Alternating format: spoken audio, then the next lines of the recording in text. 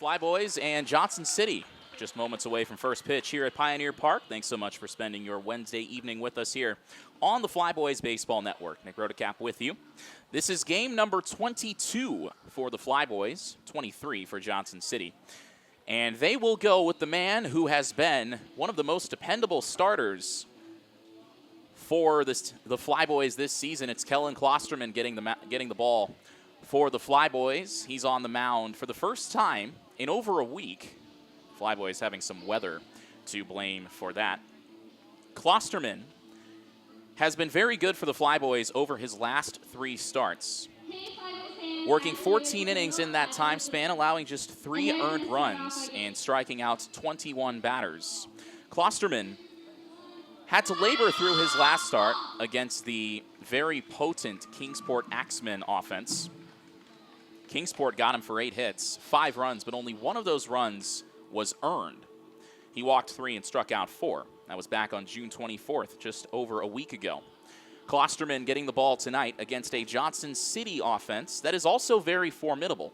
Johnson City's bats have not been the reason that they've struggled. The Doughboys in last place in the West, 4.5 back of Greenville entering tonight, largely because of their team defense, which we will talk more about in the bottom of this first inning. Klosterman will face the Johnson City lineup, and the Doughboys have been swinging it well against Greenville really in the last 2 meetings between these two teams. Johnson City scoring 9 runs last night, and they scored 12 in the game before that against Greenville. Problem is, in the game where the Doughboys scored 12, Greenville scored 16. So the Flyboys have proven they can win a slugfest time and time again. They can also win pitchers' duels. Klosterman getting his warm-up tosses in. The Flyboys catcher tonight is Dylan Jackson. Cameron Kim is at third base for Greenville. Brock Thompson gets his first start this season at shortstop. Tyler Inge is the second baseman, and Lane Akers is over at first. Ezra McNaughton is in left field. Reed Hare is in center. And Micah Jordan is back in the outfield. He's in right. Logan Fife stepping to the plate. He's got 7 hits against the Flyboys in his last 2 games against Greenville. We are just about ready for first pitch. Looks like we'll get underway at 7 o'clock on the nose. Fife stepping into the right-handed batter's box. Klosterman winds and deals. And Fife hits the first pitch of the game on the ground to third. Cameron Kim fields and throws out Fife to start the game. 1 pitch, 1 out. And Landon Smelzer digging in now. Smelzer, left-handed batter, left fielder. He's a Johnson City native, joining the Doughboys earlier this week by way of Tennessee Tech. And Johnson City, the Doughboys, have added a couple of these guys. They've had to make some changes to their roster. Klosterman deals. Smelzer takes a strike. They've had to make some changes to their roster. Some guys heading home after about a month in the Appy League. Smelzer filling in one of the outfield roster spots. 0-1. Smelzer swings and misses at a changeup from Klosterman. And the count 0-2. Smelzer played in 42 games at Tennessee Tech last season. As a true freshman, he did very well for himself, hitting over 300. Drove in 17, had a pair of homers. And he'll look to keep swinging it well for the Doughboys. The 0-2, he takes outside. Klosterman up to 93 miles per hour with his fastball in the early going. I'm sure he's looking to get things back on track. We talked about his impressive run of form in a 2-start stretch. 1-2. Smelzer takes low and in. Klosterman, though, getting touched up for 5 runs by the Kingsport Axemen in his last start, though he is not the first to fall victim to Kingsport's extremely potent offense. They're the only team in the Appy League that averages over 7 runs per game. Here's the 2-2. Smelzer chops one high in front of home plate. Klosterman has to wait for it to come down, and he's got no chance. Smelzer picks up an infield hit on a ball that he hit straight into the ground. We've seen a lot of those. Those baseballs that you just pound into the dirt, they bounce so high into the air. And Smelzer with good speed in the lefty batter's box, hustles down the line, and Klosterman just has to wait for it to come down. There's not really anything any defender can do about a ball like that. Smelzer off of first base. Here's Paris Pridgeon, center fielder. Right-handed batter takes a slider for a strike from Klosterman. Mentioned Smelzer playing in 42 games at Tennessee Tech. Stole just 3 bases. He's got a healthy lead off of first, though. The 0-1. Pridgeon takes low and outside. A beautiful natural grass and dirt playing surface here at Pioneer Park. It's a very pleasant evening. Game time temperature here in Greenville, 83 degrees, partly cloudy. Patches of blue in the sky. The sun is behind the clouds for the time being. 1-1 on Pridgeon. A throw over to first. Smelzer dives back in safely. But Paris Pridgeon benefited from a little bit of luck last night. He had a big swing of the bat in the Johnson City 4th inning, 1-1. Pridgeon fouls it back. With 2 outs and 2 on, he hit one in the air to straightaway right field. It looked like a pretty routine play. Flyboys manager Jack Wilson retrieving that baseball. He's got his cell phone in his hand, and for good reason. We'll get to that in a second. Pridgeon hit a fly ball to right. The Flyboys outfielder TJ Adams lost it in the lights. 1-2. Pridgeon foul tips a breaking ball at home plate. It deflects off the catcher Dylan Jackson, so he stays alive. Adams lost it in the lights, and Pridgeon ended up with a 2-run triple. That made the game 7-1 in favor of Johnson City. Now, the reason Jack Wilson in the Flyboys dugout has his phone is because Major League Baseball is announcing the All-Star starters tonight. Wilson's son, Jacob Wilson, as Pridgeon awaits, 1-2 fouled back. Jack Wilson's son, Jacob Wilson, was the leading vote getter among American League shortstops entering tonight. The announcement got underway about 5 minutes ago, so we'll check up on it as the information becomes available. Wilson was leading Bobby Witt Jr. He looks to become just the 3rd Oakland athletic I should say, as Pridgeon hits this one off the end of the bat to shallow right field. Micah Jordan jogging in, makes the catch. That's the 2nd out of the inning. Man at first, 2 away. Scoreless in the top of the 1st. The batter is the catcher, Jose Fernandez. Jacob Wilson looks to become just the 3rd A's player since 1993 to win the All-Star fan vote. The other 2, Josh Donaldson did it in 2014, and Jason Giambi did it in 2000. Jacob Wilson would become the first A's shortstop to start the All-Star game since Bert Campaneris did it in 1975. First pitch to Fernandez. Strong right-handed batter checks his swing. Looks like he went around, but the field umpire Zach Bloom thinks otherwise, so the count 1-0. Klosterman tried to get him on a high fastball there. Bobby Witt Jr. has the star power and the name recognition, but Jacob Wilson has much better numbers, and the fans recognizing that. Fernandez checks his swing. That time he went around on a pitch in the dirt, and the count 1-1.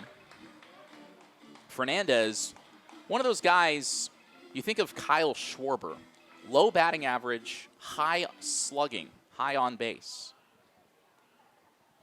He doesn't put bat on ball as often as some other guys on this Johnson City team, but when he does damage. The 1-1, Fernandez takes just high from Klosterman. Fastball at 92 there. Smelzer at first base after the leadoff infield single. 2-1, the count on Fernandez, the cleanup man in this Johnson City order. And the pitch. Klosterman delivers an off-speed pitch on the inside part of the plate, and that's strike 2. They're beginning the All-Star starters announcement with the National League catcher. It's Will Smith beating Carson Kelly of the Cubs, which if you had Carson Kelly getting 35% of the fan vote for the starting catcher, I don't believe you. Here's the 2-2. Fernandez smashes this one to left center field. This ball is trouble. Hair going back. That ball is gone for a monster 2-run homer from Jose Fernandez. We mentioned the slug, his OPS over 920. It's his 3rd home run of the season. RBIs 18 and 19. That is the longest home run hit at Pioneer Park this season. 445 feet to left center field. Klosterman left the fastball up over the plate, and Fernandez got all of it.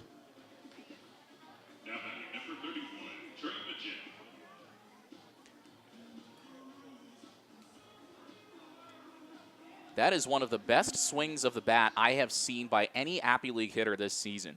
Fernandez took advantage of that mistake pitch. Trey Majette, switch hitter batting left, takes outside. And the count 1-0 on him. That's the danger that you talk about with Klosterman. Because he's such a high strikeout guy, he's been working in the zone so much as Majette checks his swing on a breaking ball. He fouls it off at home plate, and the count 1-1. It's one of those things where when a pitcher attacks the strike zone as much as Klosterman does, that's the risk you take. Here's the 1-1. Majette swings and misses at a changeup, and the count 1-2. Johnson City leading 2-0 here on the homer from Fernandez in the top of the first. The 1-2 to Majette. He hits this one hard on the ground to second. Tyler Inge is there. Up with it and to first in time to get Majette, and that retires the side. The Doughboys strike first in a big way. A 2-run homer from Jose Fernandez, and after one, Johnson City 2. Greenville coming to bat in the home half of the first here on the Flyboys Baseball Network. Welcome back to Pioneer Park here in Greenville, Tennessee, where the Flyboys trail the Johnson City Doughboys 2-0 after a half inning. Johnson City starter Ryan Smith has some insurance to work with before he even takes the mound. I'm sure he doesn't mind that. Smith, the right-hander, so far this season has allowed 4 earned runs in 10 1/3 innings, 6 hits, 4 walks, 14 strikeouts. Similar strikeout to walk numbers as what we saw from the lefty Bryson Thacker last night. Thacker was fantastic.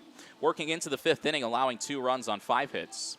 He was great. Johnson City's entire pitching staff did a phenomenal job of holding the Flyboys at bay. Smith, the righty, making his 7th appearance of the season. This is his first start, so we'll see how he does. A lot of guys sometimes can struggle with transitioning from coming out of the bullpen to being a starter. Smith made a pair of starts for Johnson City last season. He pitched in 1 game for Greenville 2 years ago. So I'm sure there may be some Flyboys sickos here at Pioneer Park or listening who might remember Ryan Smith. He only pitched 2 innings. That was in 1 game. So if you remember him pitching for the Flyboys in 2023, then you get a cookie. Reed Hare stepping to the plate, left-handed batter. The pitch, fouled back. Hare just 1 for 5 last night, but still entering this game top 20 in the Appy League in OPS at .995. A big part of that owing to how well he did against Johnson City last week. Had 6 hits in 2 games. Here's the 0-1. Hare takes a backdoor slider for a strike from Smith, and the count 0-2. We talked about Johnson City's defense. The Doughboys have committed more errors than any team in the Appy League, not helping out their pitchers very much in that department. 0-2 on Hare. The pitch from Smith. Slider fouled away. Tried to double up that time. The American League infield starters being announced right now. We saw Flyboys manager Jack Wilson with his phone in the dugout earlier. Cal Raleigh, the most obvious starter among the infielders. He'll be the catcher, which makes total sense because he's having one of the best first halves by any catcher ever. Here's the 0-2. Hare lines this one towards center field. This one's pretty well struck. Smelzer going back, makes the catch. Hustling on to the warning track in deep left field. Reed Hare didn't miss that one by much. But he lines out to left. That's the first out here in the bottom of inning number 1. And the batter, Micah Jordan. Jordan digging in. He's playing right field tonight for the Flyboys. Did not play last night, as Greenville, with TJ Adams arriving, rotating guys through a little bit more than the Flyboys did in the first month of the season. Here's the first pitch to Jordan. Swing and a miss on a sinking fastball there from Smith. Vladimir Guerrero Jr. will be the starting first baseman for the American League. getting 3 times as many votes as Paul Goldschmidt. Here's the 0-1. Jordan swings and misses at a slider. And the count 0-2.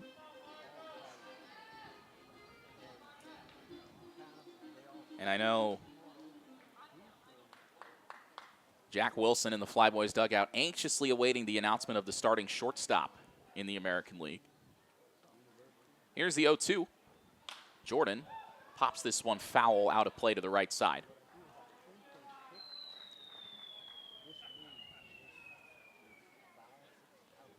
And it's also pretty cool with the All-Star game this year being held at Truist Park in Atlanta. Relatively close here to Greenville. It's about a 4-hour trip. South and a little bit east. Here's the 0-2. Jordan takes inside. And the announcement coming here from ESPN momentarily, it is Jacob Wilson, who will be the starting shortstop for the American League. Having a phenomenal start to his rookie season. And Wilson beating Bobby Witt Jr. in the fan vote. Here's the 1-2. Jordan swings and misses on an outside fastball. That's strike 3. So Ezra McNaughton digging in with the bases empty and 2 away here in the bottom of the first. Flyboys trailing 2-0 after the home run from Jose Fernandez, the catcher. McNaughton, it was announced earlier today, named the Appy League Player of the Month for June.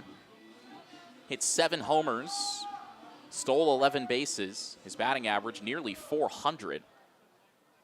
Smith's got his hands full here. Left-handed batter, the pitch. McNaughton takes low and in. That's ball 1.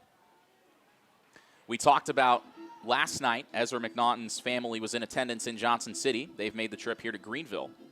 McNaughton, one of 3 Flyboys named to the Appy League select team that'll take on the USA Baseball Collegiate National Team in Cary, North Carolina on the 4th of July. Here's the 1-0.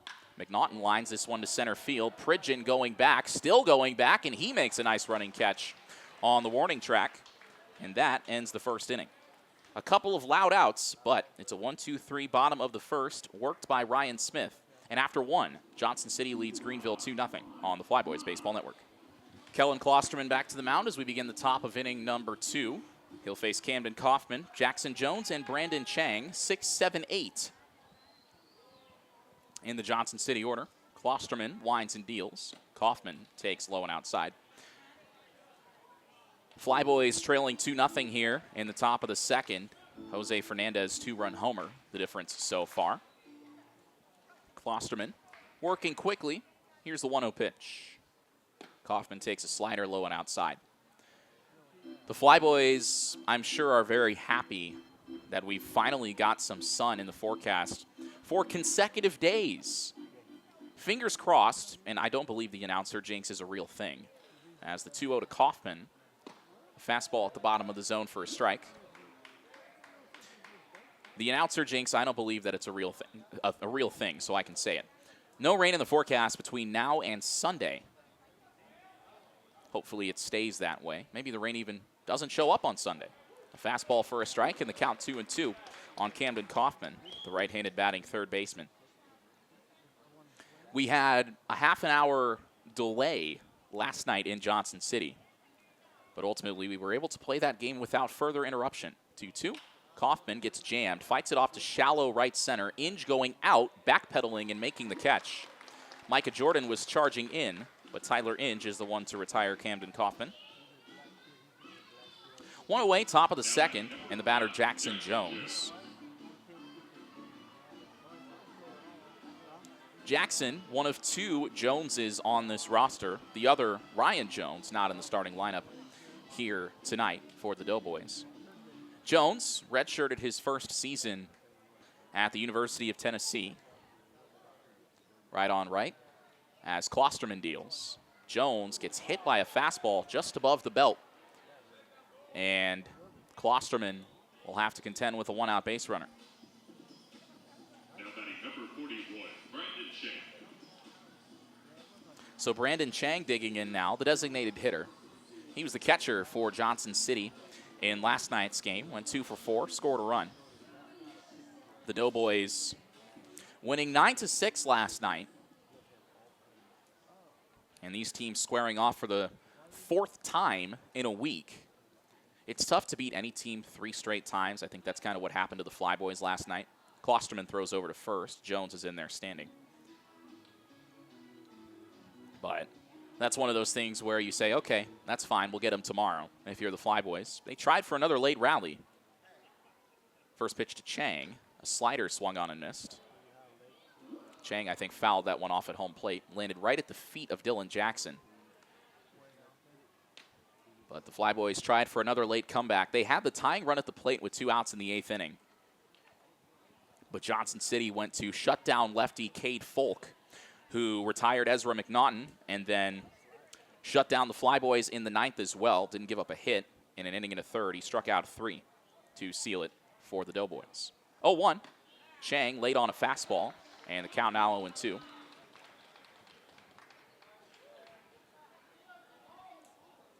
Kellen Klosterman's fastball has been lively so far here today. He left it in the middle of the plate once and paid for it dearly with the homer from Fernandez. Another throw over to first. A good pickoff move by Klosterman, but Jones is safe.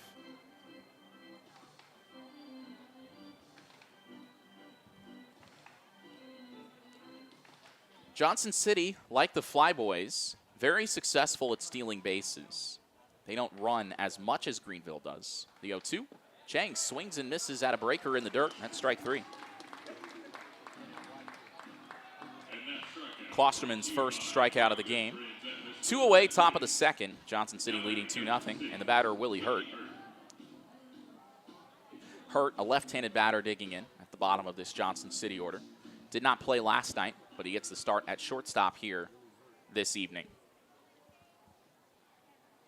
Hurt finished up his high school career at St. Christopher's as he fouls off the first pitch to the left side. A native of Virginia will head to Blacksburg, where he'll join the Virginia Tech Hokies. His future teammate, Micah Jordan, patrolling right field for the Flyboys in this one.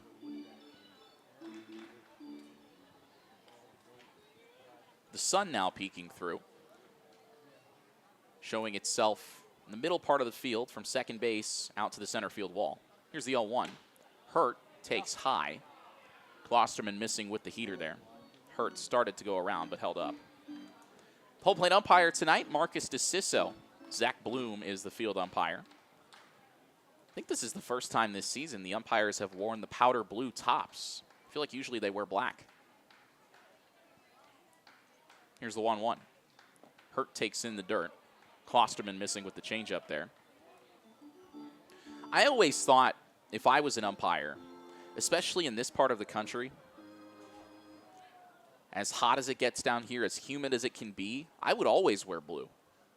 Because black clothing is basically just a heat magnet. Johnson City opting for black tops with Johnson City across the front in white. 2-1. Hurt pops it foul out of play to the third base side. Johnson City in white print with tan lines above and below it. They've got tan numerals and some tan accents on their jerseys. Gray pants for them. And the Flyboys in their home cream-colored uniforms. Flyboys across the front in navy, outlined in white and red. Klosterman wearing long navy sleeves underneath his jersey. The runner shuffling off first, does not go. Hurt hits this one in the air to right field. That ball's well struck. Jordan going back at the wall, and that one is gone. Willie Hurt hits his first home run of the season, the second 2-run shot in as many innings for Johnson City. And the Doughboys lead 4-0 here in the top of the 2nd. Hurt got his hands in. Klosterman left the changeup over the plate there. And Hurt drove it 360 feet to straightaway right field.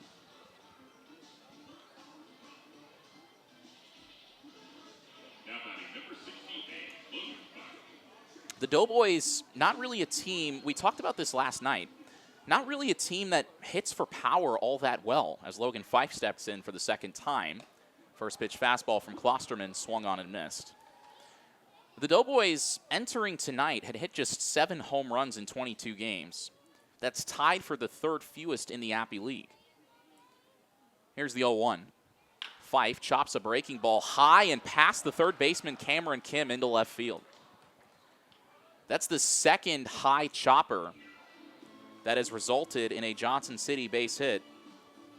Fife got on top of that one, hit it straight into the infield grass, but the spin drove it above the head of Cameron Kim, and it landed after one bounce in shallow left. Landon Smelzer had the other one of those high choppers that resulted in a base knock. Left-handed batter stepping in. Johnson City up 4-0 here in the top of the second. Fife leading off first, has good speed. The pitch to Smelzer. A swing and a chopper back to the mound. Klosterman swallows it up. Jogs to first, underhand flip to Akers. Gets Smelzer in time. But the Doughboys double their lead on the 2-run homer from Willie Hurt after an inning and a half. Johnson City 4, Greenville nothing on the Flyboys Baseball Network. Welcome back to Pioneer Park. Greenville Flyboys in an early hole against Johnson City. 4-0 Doughboys as we begin the bottom of the second. Ryan Smith retired Greenville in order. A couple hard-hit outs in that first inning off the bat of Reed Hare and Ezra McNaughton. But it's Lane Akers, Brock Thompson, and Dylan Jackson, 4, 5, 6 here in the home half of inning number 2. Smith, the right-hander, always goes from the stretch. The pitch to Akers, a fastball that misses inside. And you can see the arm side run on that fastball from the righty Ryan Smith. That one tailing off the plate to the right-handed hitter. Here's the 1-0. Akers takes a fastball for a strike. That one on the low inside corner. Akers, a very patient hitter. The numbers always almost make him look more like a leadoff man than a cleanup hitter. Here's the 1-1. Akers checks his swing on a off-speed pitch. Appeal down to first says he didn't go around. Smith took something off of that, but Akers kept his hands back in the count 2-1. Now the right-hander's ready. And the pitch. Akers chops one to the left side. A high chopper cut off by Kaufman, the third baseman, who makes an accurate running throw to retire Akers. Scored 5-3. Smith has retired 4 in a row to start the game, and the batter now Brock Thompson. Thompson made his Flyboys debut this season, last night. Came in as a defensive replacement for Jace Patton at third base. Reached both times, a single, a run scored, and a hit by pitch. Digging in from the left side, the pitch. Smith delivers a strike.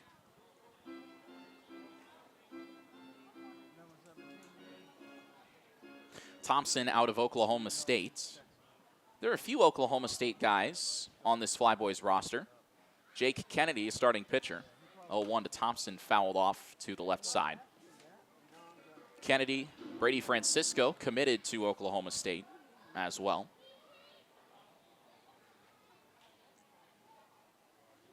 And Kyle Body, the lefty, who we should see tomorrow in Johnson City, also an Oklahoma State Cowboy. 0-2 on Thompson. Here's the pitch from Smith. Thompson swings and misses at a tight slider there. Tailing towards his back foot, and he's gone. Second strikeout for Ryan Smith. Base is empty, 2 away in the bottom of the second. The batter, Dylan Jackson.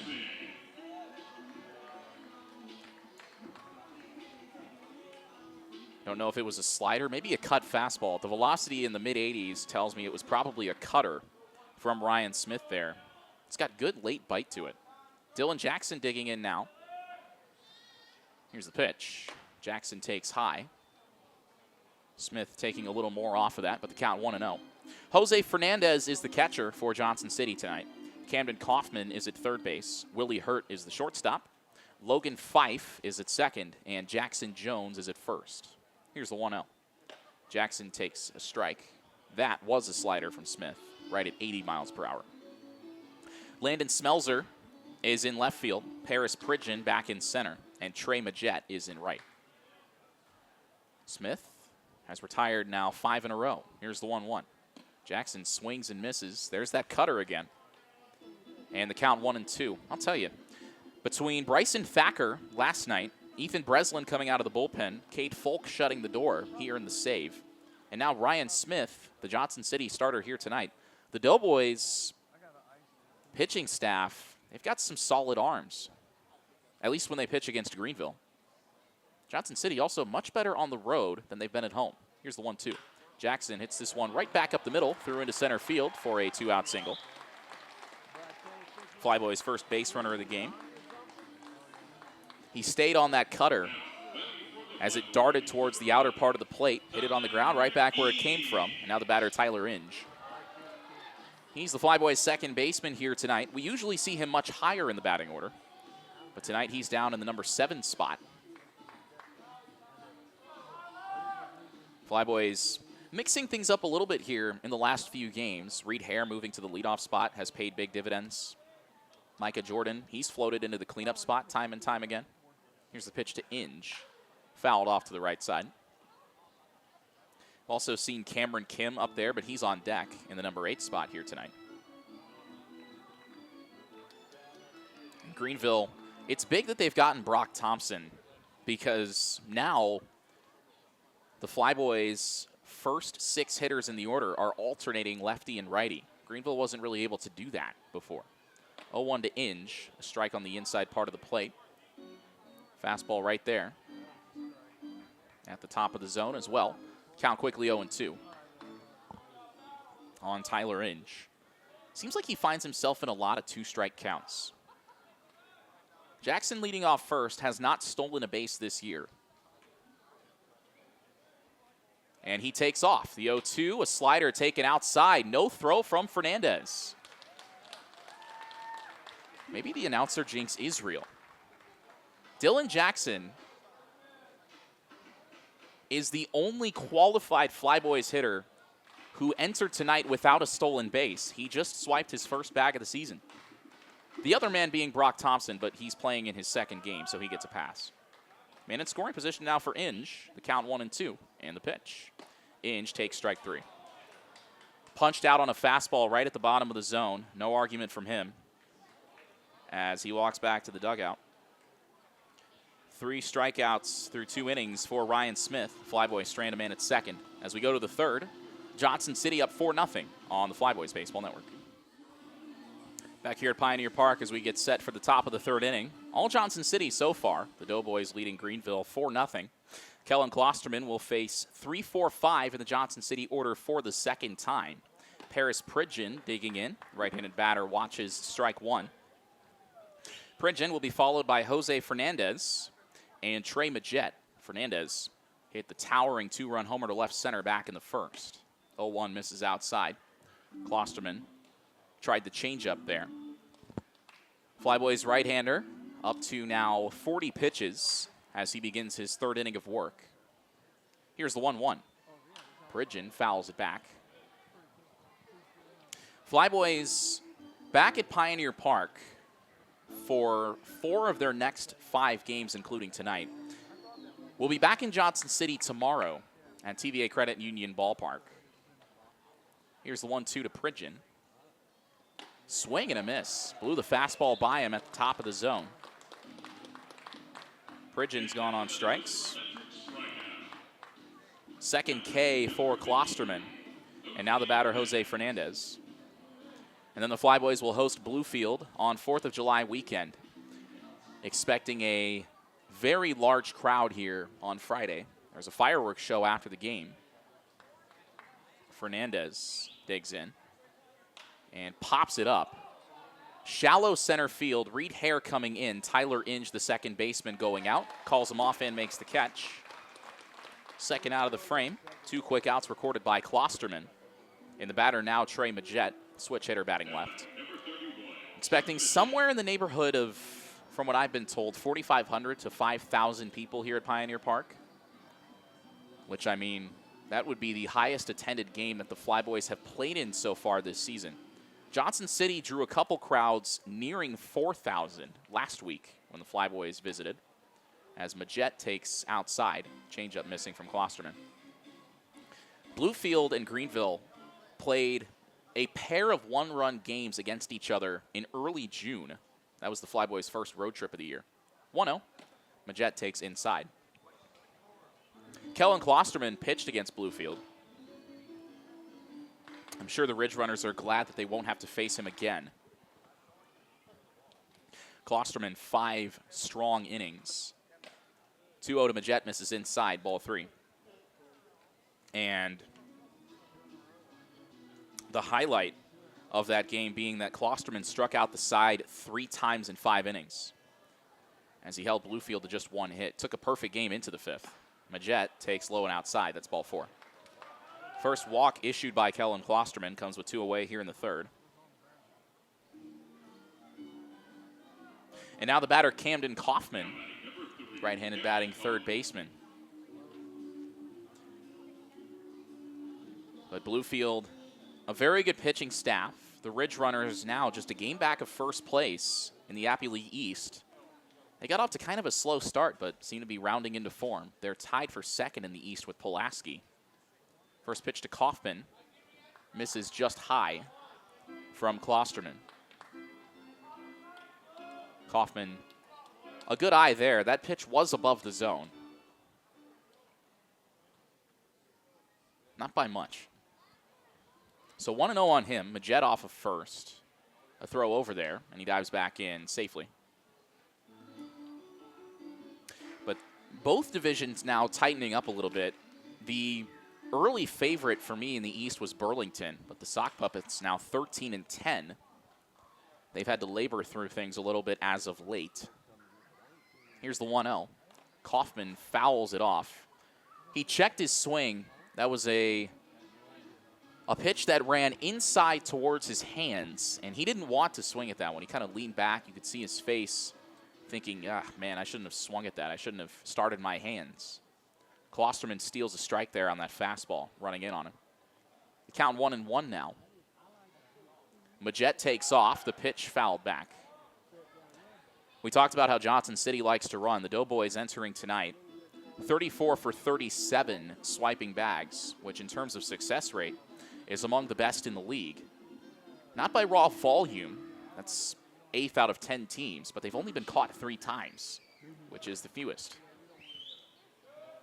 The Flyboys have stolen 54 bases on 60 attempts. That's a 90% success rate. Top in the Appy League in volume as well. Here's the 1-2. Kaufman takes strike 3 on the outside corner. Klosterman punches him out on the fastball. Kaufman smiling sarcastically to home plate umpire Marcus DeCiso, shaking his head as he walks back towards the third base dugout. That pitch may have been off the plate, but DeCiso had it there.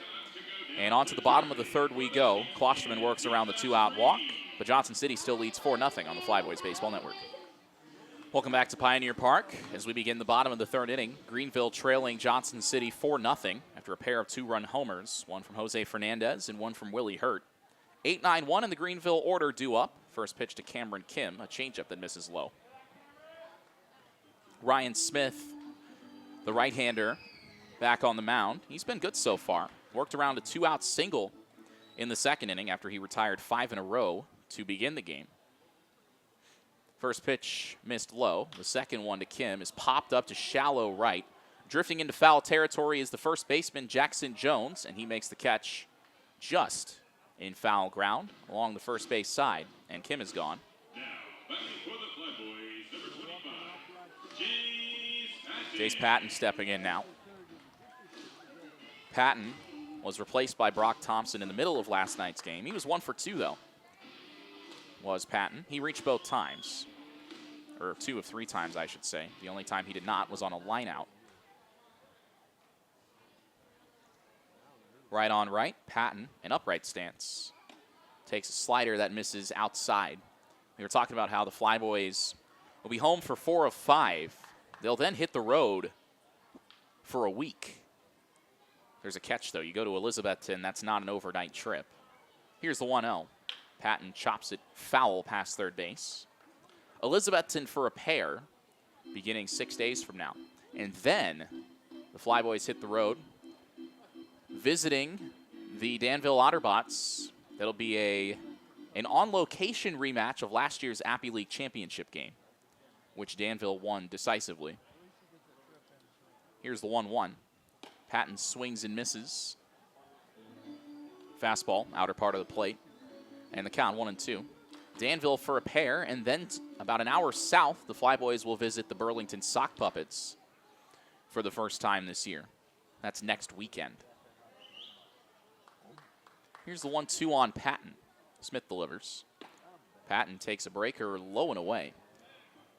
That could have been strike 3. I think the catcher, Jose Fernandez, he kind of leaned off to the side. He was about to throw it down to third base, right at the knees on the outside corner, but Marcus DeCiso said it was not a strike. The count now 2-2. Here's the pitch. Patton hits it weakly on the ground to shortstop. Willie Hurt up with it and across in time. Patton's gone. Looked like Smith doubled up on that location. I think he went to the fastball there. Patton was conscious of it, trying to protect, but could not. Back to the top of the order for Reed Hare. This is the second consecutive night Johnson City has gotten a very solid start on the mound. Bryson Thacker working into the 5th inning, allowing just 1 earned run last night for the Doughboys. Hare squares to bunt, watches a cut fastball that misses outside. Last night, the Flyboys had trouble with a pair of lefties. Cade Folk, in particular, coming out of the bullpen. The spin rate was really impressive. Lively fastball on the low 90s. 1-0, swung on and foul, tipped at home plate. Fastball from Smith up to 90 miles per hour there. I think that's the hardest we've seen him throw so far tonight. He's only at 35 pitches through 2 2/3. That's what's been impressive to watch about him, is he's letting the Flyboys put the ball in play. It's not really hard contact, at least over the last couple of innings. Hare hit one hard to left field, but it was caught at the warning track. Here's the 1-1. Hare stings this one down the right field side, but that is foul.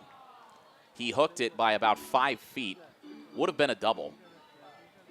Trey Majette had a long way to go to try to cut that one off, but the count is 1-2. Smith tried that cut fastball on the low inside corner, but Hare was wise to it. See if he can maybe keep it fair. I doubt he's going to get that pitch in that location again. See if Hare can start a 2-out rally here. Flyboys trailing 4-0 in the bottom of the 3rd. Smith looking for the 1-2-3 inning. Here's the pitch. Hare takes high. Smith missing with the fastball. That one up to 92 miles per hour. So now there's a little bit of a speed difference between his cutter and the heater. About 6 miles per hour now. They were closer earlier on. Here's the 2-2. Hare takes a cutter just low. That was about shin high. Hare watched it all the way, and he's run the count back full. Micah Jordan waits on deck for the Flyboys. Smith doesn't want to face him with a man at first. Both of these men have good speed. 3-2 to Hare. Outside, ball 4. Smith tried a 2-seam fastball there. It ran off the plate away. Some of the Johnson City infielders, in particular Camden Kaufman, started trotting off the field toward the third base dugout, but that was not on the plate. First walk issued by Ryan Smith as he begins his second trip through the Greenville order. Micah Jordan digging in now. Hare's got good speed. Jordan with great speed. Hasn't been able to reach base as much as I think he would like to take advantage of it. Hare inching off first. Here's the pitch to Jordan. Breaker that misses well outside. Smith going back to the slider there.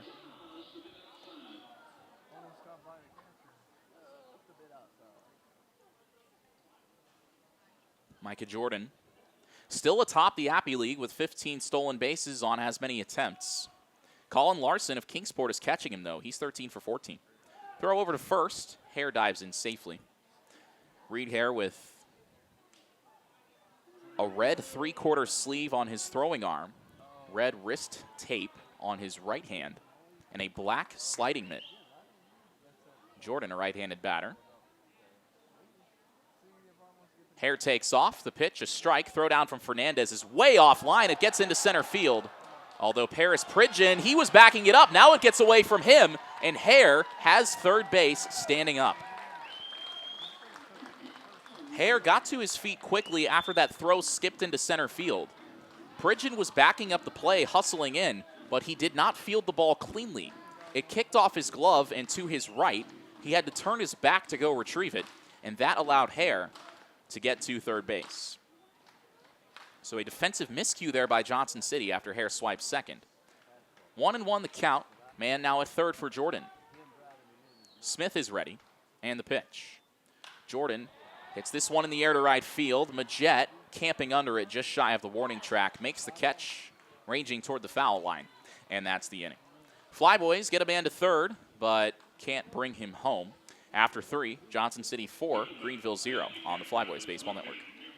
Welcome back here to Pioneer Park, where the Greenville Flyboys trail Johnson City 4-0 as we begin the top of the 4th inning. Kellen Klosterman remaining on the hill for Greenville. He'll finish his second trip through the order.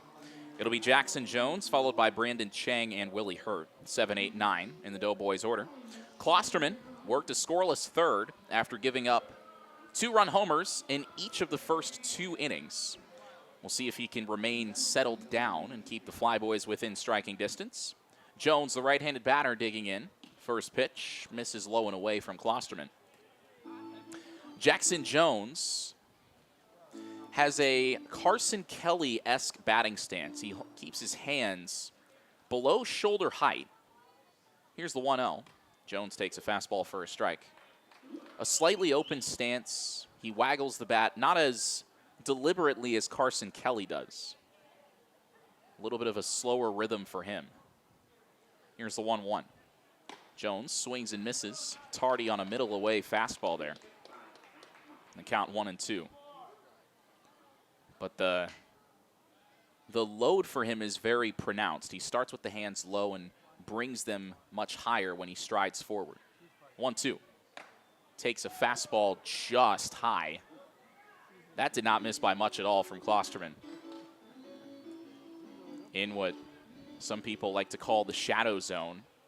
The part of the strike zone, well, it's in the shadow of the actual strike zone, I guess. The 2-2. Jones breaks his bat, hits a one-hopper to second. Tyler Inge is there, and the throw to first is in time. I'm not sure how Jones broke his bat on that one. It was a fastball just above the bottom of the zone in the middle of the plate. Maybe his arms just got extended too much. That was an odd broken bat ground ball.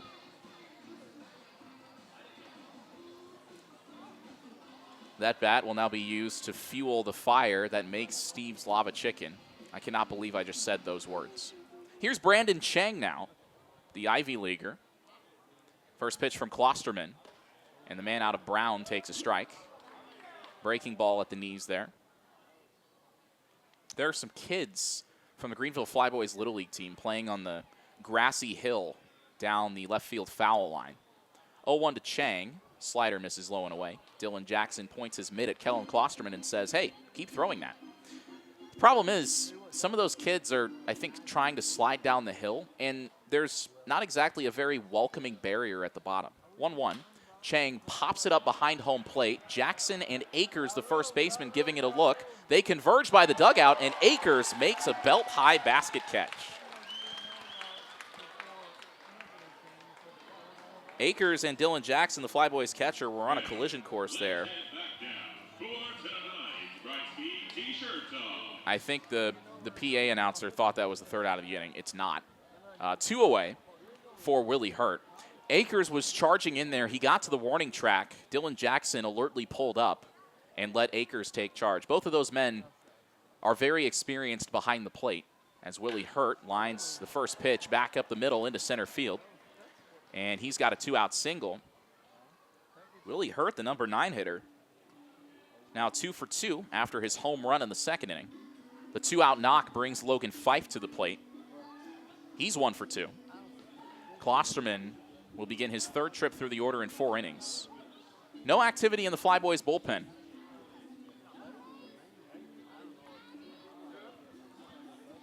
Klosterman up to 60 pitches.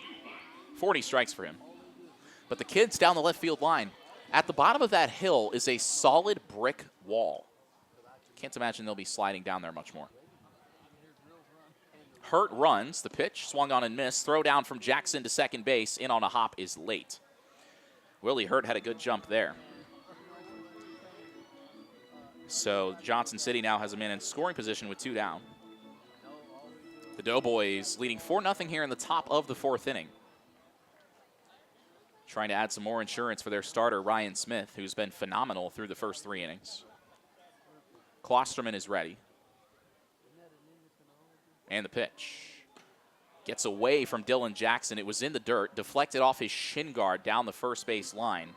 And that allows Willie Hurt to move up to third base.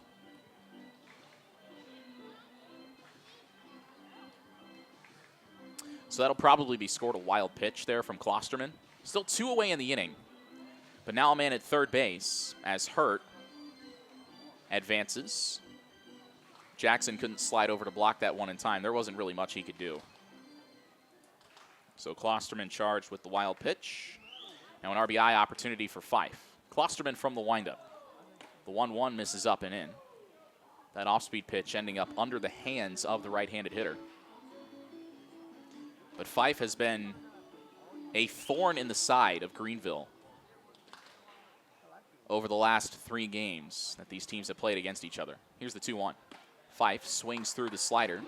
Out in front there, and the count 2-2. We talked about his 5 for 6 performance late last week. 1 for 3 with an RBI last night. He's already 1 for 2 here tonight. He loves hitting against the Flyboys. At least that's what it appears. Klosterman winds, and the 2-2 to Logan Fife. Nubbed on the ground up the first base side. Foul. Jace Patton jogging out to retrieve it. We've talked about it a little bit so far in the early going this season, but the Flyboys have found themselves behind early and rallied to win multiple games. 2-2. Fife, it's a sharp one hopper to Tyler Inge. He fields, throws on to first, no problem, and that's the inning. Good job by Klosterman of stranding another 2-out base runner. As we go to the bottom of the 4th, it's still 4-0 Johnson City on the Greenville Flyboys Baseball Network. Welcome back to the Greenville Flyboys Baseball Network. We're here in the bottom of the 4th inning. Flyboys trailing Johnson City 4-0. 3-4-5 in the Greenville order, set to face Ryan Smith for the second time. Smith has been great so far, allowing just 2 base runners in the first 3 frames. He'll face Ezra McNaughton, Lane Akers, and Brock Thompson, which is a tough 1-2-3 punch for the Flyboys. McNaughton getting a nice round of applause from the Greenville fans. The newly minted Appy League Player of the Month as we approach the halfway point in the Appy League season. Flyboys playing game 22 of 47. First pitch. McNaughton swings and misses. At the fastball there from Smith. And the count 0-1. Can't believe we're almost at the halfway point. I was looking at my calendar earlier as we were talking about the schedule. The Appy League semifinal is 3 weeks, or should I say 4 weeks from tomorrow. McNaughton takes in the dirt, ball 1. So I guess 3 weeks from tomorrow, we will begin the final week of regular season play. Flyboys will be in Bristol to take on the State Liners. Actually, they won't. They'll be in Johnson City to take on the State Liners. 1-1. McNaughton drives this one toward right center field. Did he just do it again? Oh, my goodness, he did. A monster home run to right center field from Ezra McNaughton. It's his 9th of the season. He extends his lead atop the Appy League leaderboard. The Flyboys are on the board here in the 4th. It's now 4-1. RBI number 25 for him. His batting average now approaching .410. His OPS approaching 1,400. This guy is unbelievable.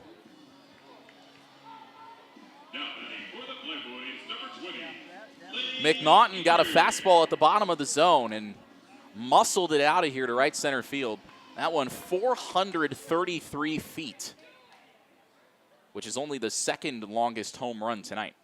First pitch to Lane Akers, fouled back over the first base dugout. The longest being Jose Fernandez's 2-run bomb. That was 445 feet to the left center field gap. But man, temperature in the low 80s. As I was walking around earlier, it seemed like the humidity was pretty low. Baseball flying out of here tonight. Here's the 0-1. Akers takes a breaking ball outside from Ryan Smith. McNaughton Hit it hard his first time as well. Lined out to Paris Pridgeon in center. And I wonder how teams will approach him in the second half of the season pitching-wise. 1-1. Akers sends one to center field. Pridgeon jogging towards the right center field gap a few steps, makes the catch. And that's the first out here in the home half of the fourth. The batter now Brock Thompson. But it's funny because I was looking at this the other day. The Flyboys lead the Appy League. Now, this is kind of I don't know if it's a useless stat. It's not something that you would really look to all that intentionally in a 20-game sample size. But there have been 7 batters intentionally walked in the Appy League this season. First pitch to Thompson, fouled away down the third base line. The Flyboys have 4 of them, 4 of 7. Burlington, Bristol, and Johnson City each have 1.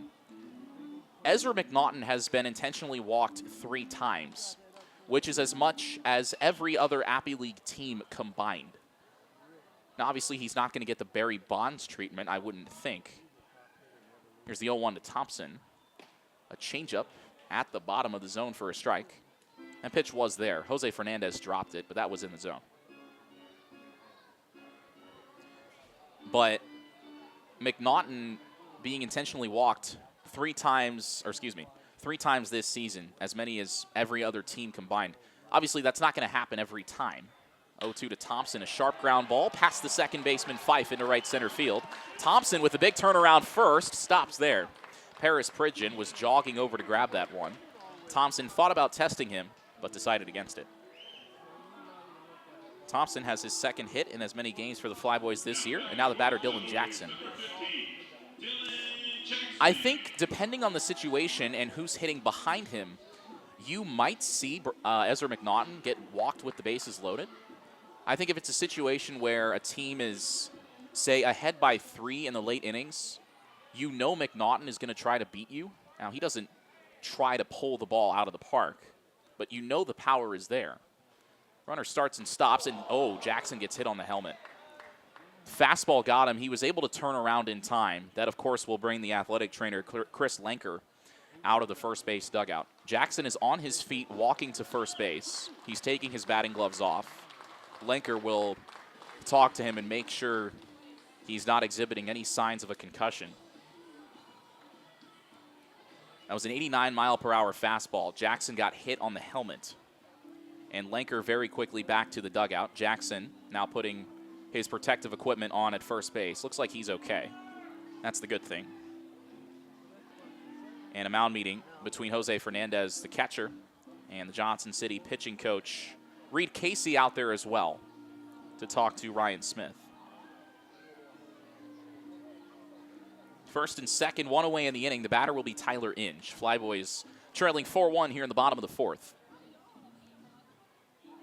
But a great job by Jackson there, seeing that pitch coming towards his head, doing exactly what you're taught to do, which is turning your back and letting the protective equipment do its job. He's talking to the Johnson City first baseman Jackson Jones is over there. And Jackson's also a catcher. Catchers are tough. Inge stepping into the righty box. He represents the tying run. Doesn't have a home run, but with the ball flying out like it's been tonight, he could change that. Here's the pitch. Inge takes in the dirt. Good block there by Fernandez. Sliding over and keeping that one in front of him.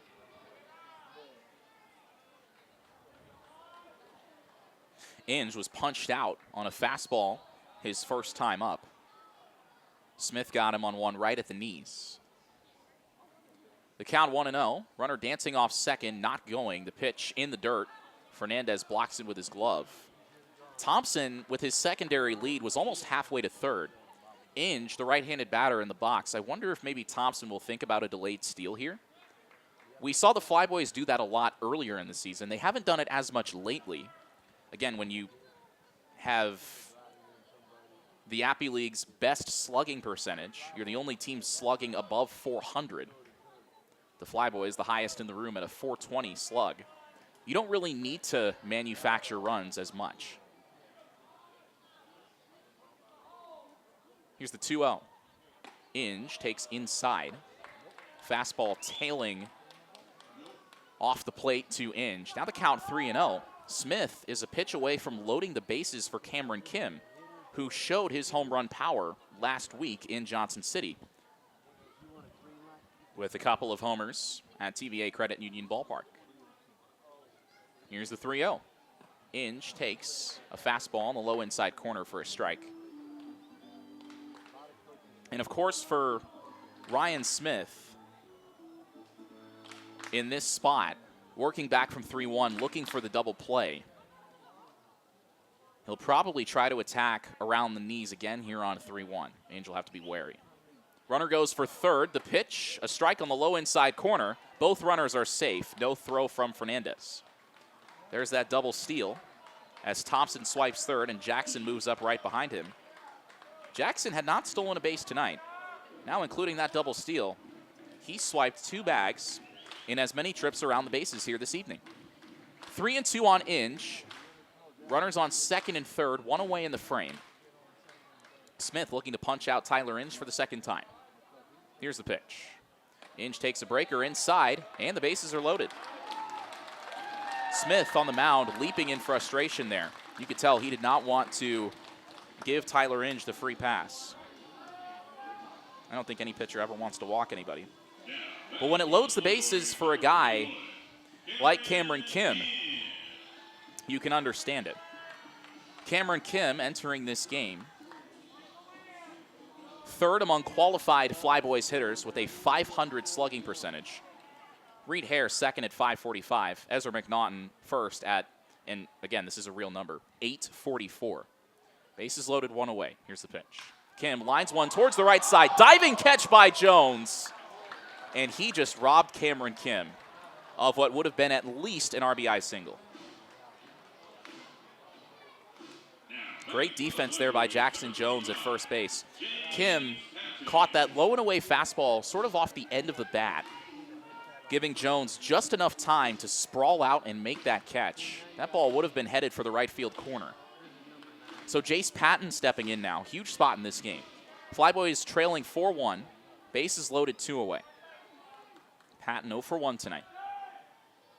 And the pitch from Smith. Patton swings and misses at a fastball well off the plate away for strike 1.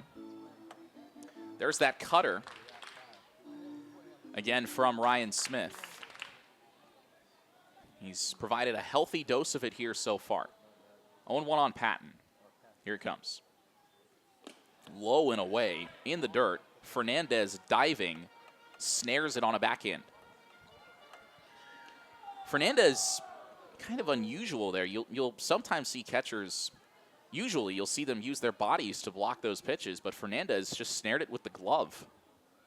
If that ball gets by him, I'd imagine Brock Thompson is thinking about sprinting home from third base. He's the lead runner. Dylan Jackson's at second, and Tyler Inge is at first. Here's the 1-1. Patton takes a strike. Fastball on the low outside corner. That was a couple balls off the plate, and Patton talking to home plate umpire Marcus DeCiso saying, was that on the corner? DeCiso says yes. It was a perfect pitch by Smith. He'll probably try to go back there here on 1-2. The pitch. Fastball misses just high. Smith started coming off the mound. He thought it was strike 3. That was just above the zone. It was not by much at all. So 2-2 on Patton. He represents the go-ahead run. Flyboys trailing by 3. Here's the 2-2. Patton foul tips it at home plate, but he stays alive. That cutter from Smith worked its way back to the inside corner. Patton just got a piece, and Fernandez could not hold on to it behind the plate. Very fortunate there. Patton's got a homer this season, but it was an inside-the-park homer to left field. Here's the 2-2. Patton takes inside, and the count runs full.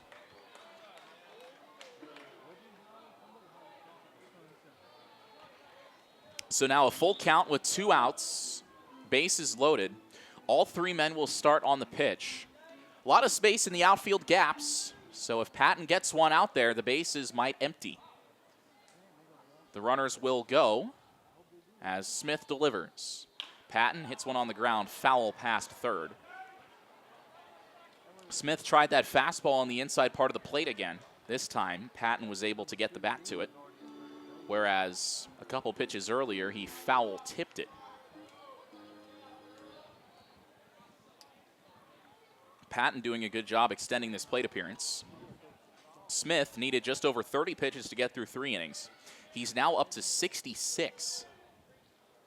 The runners will go once again. Here's the 3-2. Patton gets hit, and that will force in a run the hard way. Thompson jogs home from third. Patton earns the RBI, taking a fastball to the midsection. He's okay as he jogs down to first. Flyboys get another run back. It's now 4-2, and that will bring Johnson City manager Dave Anderson out of the dugout. This will likely be all for Ryan Smith here this evening. For Jace Patton, it's RBI number 12 on the season, as Ryan Smith walks off and towards the dugout. He will not get to face Reed Hare for a third time. There's a lefty coming on out of the bullpen in a big spot. Bases loaded, 2 away. Flyboys threatening as they trail 4-2 here in the bottom of the 4th inning. We'll be back in just a moment here on the Flyboys Baseball Network. The lefty on out of the bullpen for Johnson City is Charlie Maw. He's on with the bases loaded. 2 away for the top of the Flyboys order as Greenville trails 4-2 here in the bottom of the 4th. But the Flyboys more than threatening. They've scratched across a couple. The solo homer by Ezra McNaughton to start the inning, and a hit by pitch from Jace Patton that forced Johnson City starter Ryan Smith out of the game. Maw, the southpaw, committed to Indiana University of Pennsylvania, which is a school that Indiana University Bloomington football fans know a thing or two about. Facing Reed Hare, 0 for 1 today. Hare takes a slider right at the bottom of the zone on the inside corner for strike 1. Reed Hare has a grand slam this season. He hit it in Pulaski on Sunday to blow the game open and give the Flyboys a 9-2 lead that they would hold on to. Let's see if he gets another one. Here's the 0-1. Hare swings and foul tips the breaker at home plate. Strike 2. I think he was trying to pull his hands in and drive that one over the right field wall. Already 3 home runs in this game. 2 for Johnson City, 1 for Greenville. Dylan Jackson at third base, Tyler Inge at second, Jace Patton at first. All 3 are the responsibility of Ryan Smith. Maw is set, and the 0-2. Hare takes outside. Blocked in the dirt by Jose Fernandez. Charlie Maw began his career at Penn State. He's a Pittsburgh native, but he'll head to Indiana University of Pennsylvania. He's not going to Bloomington. If he was, that'd be pretty cool, though. Here's the 1-2. Hare swings and misses at the slider. That's strike 3. Charlie Maw needs 4 pitches to retire Reed Hare. And the Flyboys strand the bases loaded. They send 8 to the plate, score twice after 4. Johnson City leading 4-2 on the Flyboys Baseball Network. Welcome back here to Pioneer Park as we begin the top of the 5th inning. The Flyboys trailing Johnson City 4-2. Greenville sent 8 to the plate in the 4th, but scored just twice. Good job by Johnson City reliever Charlie Maw of working out of the bases loaded jam. Kellen Klosterman still on the hill for the Flyboys. He'll try to get through the 5th inning, facing 2-3-4 in the Johnson City order for the 3rd time. Digging in, the left-handed batting left fielder, Landon Smelzer. First pitch from Klosterman. A changeup on the low outside corner for a strike. The sun beginning to set here at Pioneer Park. The batter's eye and the trees beyond the outfield are in the sun. Everything else, save for a small sliver of deep right center in the shade. 0-1, Smelzer takes outside. A little bit high as well. We'll check on some other scores around the Appy League. Weather much more pleasant in this part of the country than it was last night when we had a pair of games that were canceled due to rain. As Klosterman delivers the 1-1. Smelzer hits a high chopper to the right side. Inge charging, makes an accurate throw to first, and Smelzer is gone. Tyler Inge has been busy at second base here. He's recorded 3 infield assists in the last inning and a third. The batter now, Paris Pridgeon. 0 for 2 tonight, which is rare for him. He entered this game with an on-base percentage near .450. Bluefield trailing Tri-State 4-3 in the top of the 6th. Burlington up 6-2 on Kingsport at the end of the 4th. First pitch to Paris Pridgen. Right-handed batter hits a swinging bunt back to the mound. Klosterman fields his position perfectly. Underhand flip gets Pridgen. And he's a little bit frustrated going back to the dugout for good reason. He's a very good hitter. But he's 0 for 3 now. Now Fernandez digging in. Had that monster 2-run homer in the first. Popped out his last time. Base is empty. 2 quick outs here in the top of the 5th. Johnson City leading the Flyboys 4-2. Elizabethton being shut out by Bristol 4-0. Halfway through the 4th, Fernandez takes a high fastball from Klosterman, ball 1. Pulaski up on Danville, 6-3 in the top of the 4th.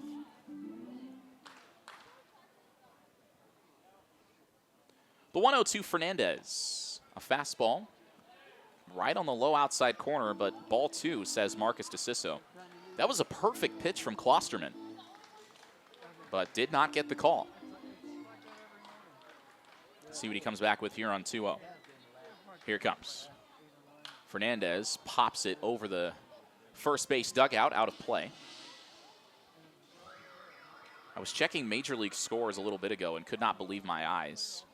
The Yankees in Toronto were trailing 7-0 after the first. The Blue Jays leading 8-0 in the bottom of the 4th. Yikes. Here's a 2-1. Fernandez, another ground ball to second. Tyler Inge is there once again, and the throw to first is in time to get him. 3 groundouts recorded by Kellen Klosterman and company in the 5th inning. Klosterman does a nice job of settling down. 3 scoreless innings after allowing 4 runs in the first 2 frames.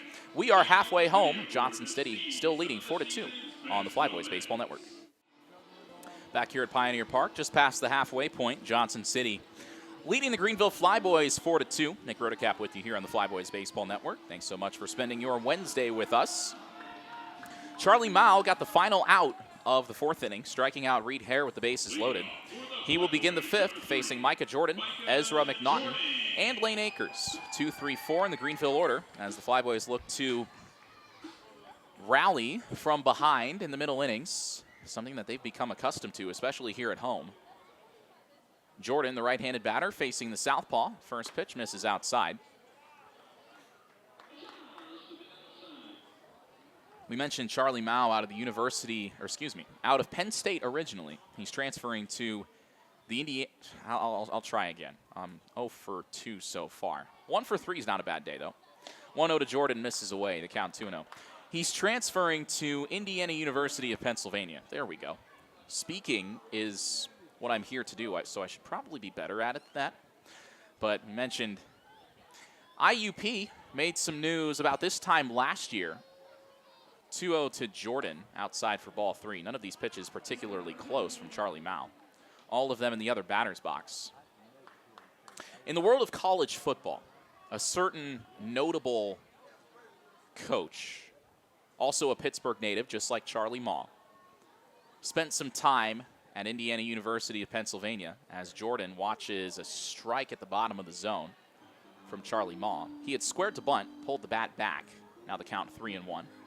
Kurt Signetti got his first head coaching job at Indiana University of Pennsylvania back in 2011. With 3-1, Jordan pops it foul out of play behind home plate.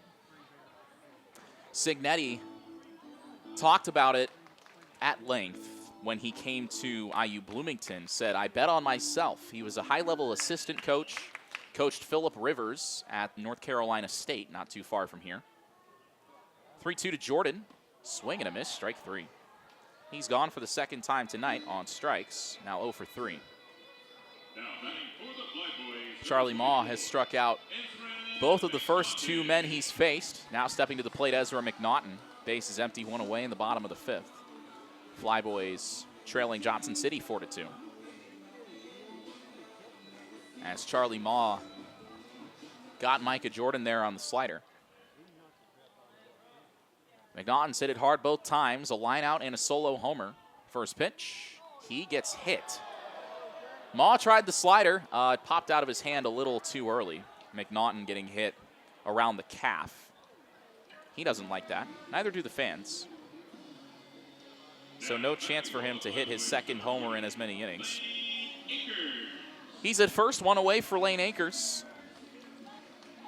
Akers, representing the tying run, has a homer this season, 15 driven in. 0 for 2 so far tonight in the cleanup spot. Signetti, Kurt Signetti, had coached at North Carolina State as Akers takes high. And then went to Alabama, was an assistant there under Nick Saban, but felt that if he was going to be a head coach, he was going to have to bet on himself. He took a significant pay cut, went down to Indiana University of Pennsylvania, inherited a team that was 4-10 in conference play in its previous 2 seasons. First season for him as a head coach at IUP. The team won 6 of its final 7 games by an average of 28 points. Signetti then executed similar turnarounds at Elon and James Madison. The 1-0 to Akers misses outside. Maybe a little bit high from Charlie Mao, and the count 2-0. And then Signetti goes to Elon, goes to James Madison. Very successful as the head coach of the Dukes. Here's the 2-0. Akers takes up and away for ball 3. Charlie Mao struggling with command so far in his first full inning of work. It was a 3-0 count on Jordan before he ended up striking out. Ezra McNaughton got hit by the first pitch of his plate appearance. Now 3-0 on Akers. A lot of these pitches missing away to the right-handed batters. Akers takes inside. That's ball 4. And what that tells you, that sequence there, is that Charlie Mao maybe not finding the release point like he would want to, and then on that last pitch, overcompensating a little bit, trying to bring it back to the plate, and instead missing inside to the righty. Now digging in, another lefty bat, Brock Thompson. This is the first time this season the Flyboys have been able to alternate lefties and righties in the upper part of their order like this. First and second, 1 away. Flyboys trailing 4-2 here in the 5th, but threatening once again. The pitch. Thompson takes a strike. A center cut slider there from Charlie Mao. And Kurt Signetti taking the job at Indiana in November of 2024 was not a name that was on anybody's radar. There was a lot of speculation about who Indiana might hire. Here's the 0-1. Thompson takes a slider low and outside. But a guy who began his head coaching career at the Division II level at Indiana University of Pennsylvania, where the man on the mound, Charlie Mao, is committed to, was not at the top of the list, except in the minds of those where it mattered. Thompson takes outside, 2-1. Signetti comes in, says, I've executed this turnaround a few times in the past at Indiana University, Pennsylvania, at Elon, and then in the Sun Belt, won back-to-back division titles at James Madison. So it's not really new to me, he said. Here's the 2-1. Thompson takes a low outside strike. That one right at the knees. Mao throwing a lot of sliders. 3 of the first 4 pitches to Thompson have been the slider. But people said, well, yeah, that's great and all. You did it in the lower levels in D2, in the Sun Belt at James Madison, but you're not going to be able to do it in the Big Ten. Here's the 2-2. Thompson chases the slider well off the plate away. That's strike 3. 2 on, 2 out for Dylan Jackson. All 3 outs Charlie Mao has recorded have come via the strikeout. No balls put in play against him. 3 swinging strikeouts, a hit by pitch, and a walk. Dylan Jackson, if he can put a ball in play, will certainly score Ezra McNaughton from second. Get Akers moving first to third at least. Jackson, a right-handed batter, has reached both times, a single and a hit by pitch. Here's the first one. Jackson takes high. But Signetti, sure enough, did the exact same thing that he had done at his previous 3 head coaching stops, Indiana being his 4th post. And his coaching record, and I know I'm an Indiana student, I sound biased, but it's absurd. 130-37 as a head coach. Here's the 1-0.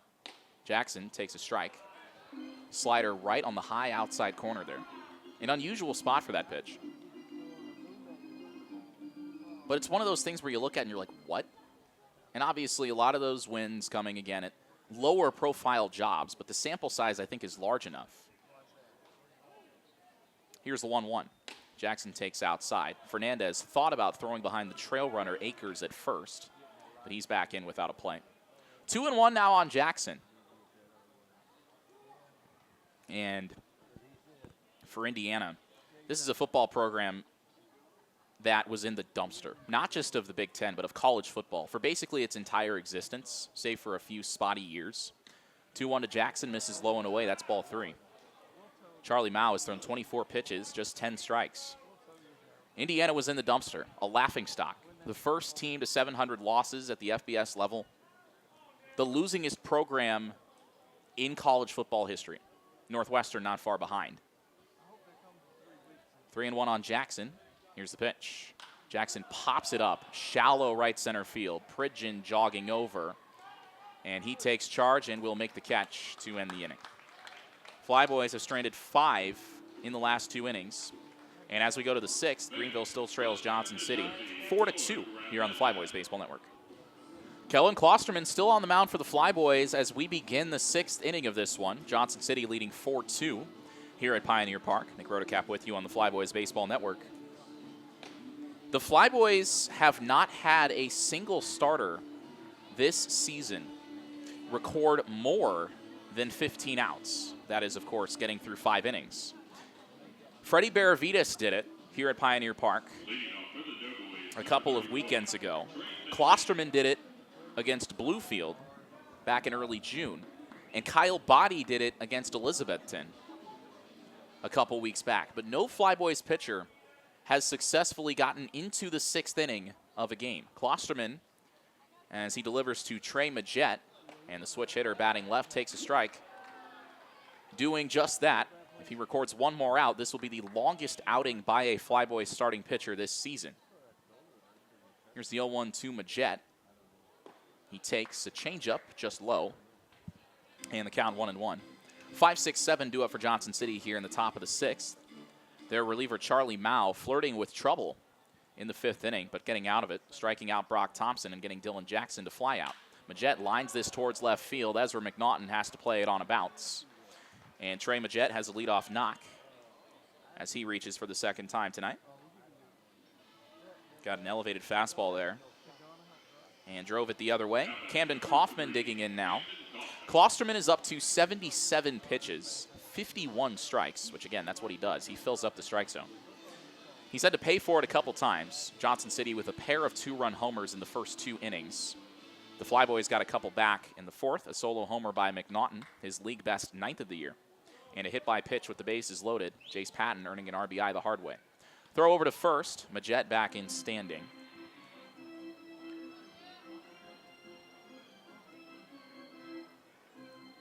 We were talking about in the last inning, Charlie Mao committed to Indiana University of Pennsylvania. Majette inching off of first.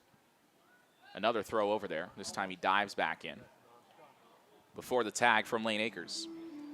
But Kurt Signetti was the football coach at Indiana University of Pennsylvania. And he comes to Indiana, Bloomington, Big Ten, Division I, talking as he did at every other stop. Kaufman takes a fastball for a strike at the top of the zone. The count 0-1 on him. And people say, man, this guy loves running his mouth. I hope he can back it up. Because, yeah, he's done it at the lower levels, but that's one thing. Doing it in the Big Ten is a whole different beast. Here's the 0-1. Kaufman takes outside. That was on the plate, at least by what we have up here. Dylan Jackson was set up perfectly, but Marcus DeCiso did not give Klosterman the call. It was right on the high outside corner, but no dice. So the count 1-1. As Klosterman readies. And the pitch, well outside. Jackson diving to his backhand there. Signetti comes in, his introductory press conference. There was a question asked, how are you going to sell this vision to recruits that you're a successful coach and they should consider coming to Indiana given the historical struggles of this program? That's a paraphrasing of the question. Signetti's answer, as Klosterman throws over to first, Majette is safe. Cignetti's answer went viral. Very simple, succinct. He said, "I win. Google me." And Indiana fans took that and turned it into a rallying cry of sorts. 2-1 on Kaufman. And the pitch. Swing and a miss. A good off-speed pitch there from Klosterman in the count 2-2.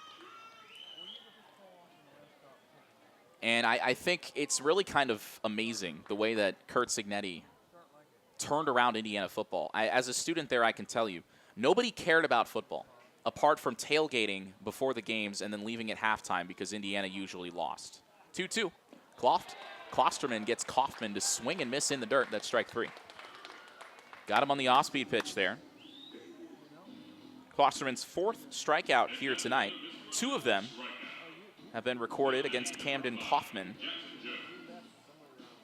A battle of the Ks, and Klosterman Ks Kaufman. Got him on the slider. And now the batter, Jackson Jones, hit by a pitch, scored a run in the 2nd inning. Man at first, 1 away. Johnson City leading 4-2 here in the 6th. Throw over to first. Majette in standing. But people went from not even caring about Indiana football as Indiana students to people around the nation being mad that Indiana even existed. Jones attending the University of Tennessee. He takes just high from Klosterman. Tennessee, one of those schools that I'm sure is not very fond of Indiana football because the Hoosiers were seated, if my memory serves me correctly, higher in the CFP than the Volunteers were. Runner goes, the 1-0 to Jones, low and outside. Throw down to second, the tag, safe. It was a quick throw from Dylan Jackson. Tyler Inge applied the tag, but Majette diving in with his 5th stolen base of the season has not been thrown out. A lot of folks in the SEC were mad about Indiana football. Ole Miss head coach Lane Kiffin said that, without saying Indiana explicitly, said that teams with easier schedules were taking away playoff spots. Ole Miss missing out. And my response to that would be, well, you shouldn't have lost winnable games. Alabama was in a similar situation. Here's the 2-0. Jones takes high, ball 3 from Klosterman. Alabama shouldn't have lost to Ole Miss, or excuse me, not Ole Miss, to Oklahoma, a team that finished the season treading water at best. Jalen Milroe, the Alabama quarterback, looked like he forgot how to play football in that game. Casting doubt in the minds of some as to whether or not it actually just means more. Jones walks on 4 pitches.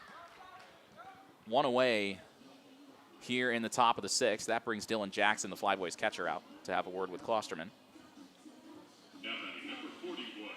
Just the 2nd walk of the night issued by Klosterman. Now Flyboys pitching coach Jared Morton will join them on the mound. Klosterman up to 86 pitches. There's a right-hander up in the Flyboys bullpen. Looking down there, I see the bullpen catcher, Nicky Satterley, is on the mound. That can't be right. Satterley is throwing to, it looks like, Braxton Lewis. Lewis, though, pitched last night. I don't know that he would be available tonight.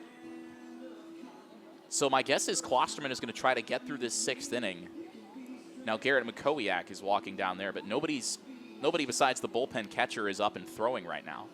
I don't think Satterley is going to appear in this game. He's got his shin guards on. Flyboys pitching coach Jared Morton jogging back to the first base dugout. Greenville trailing 4-2 here in the top of the 6th. Man at first is Jackson Jones. The man at second, Trey Majette. And the batter, Brandon Chang. Chang, another guy who is a slug threat. An OPS near 900. Was 2 for 4 last night. Right-handed batter, an open stance. Here's the pitch. Off speed for a strike from Klosterman as he drops in the slider there. Good late drop on that pitch. Klosterman now up to 87 pitches. This will also be the longest start for a Flyboys hurler by pitch count. Here's the 0-1. Chang pops it straight back into the screen.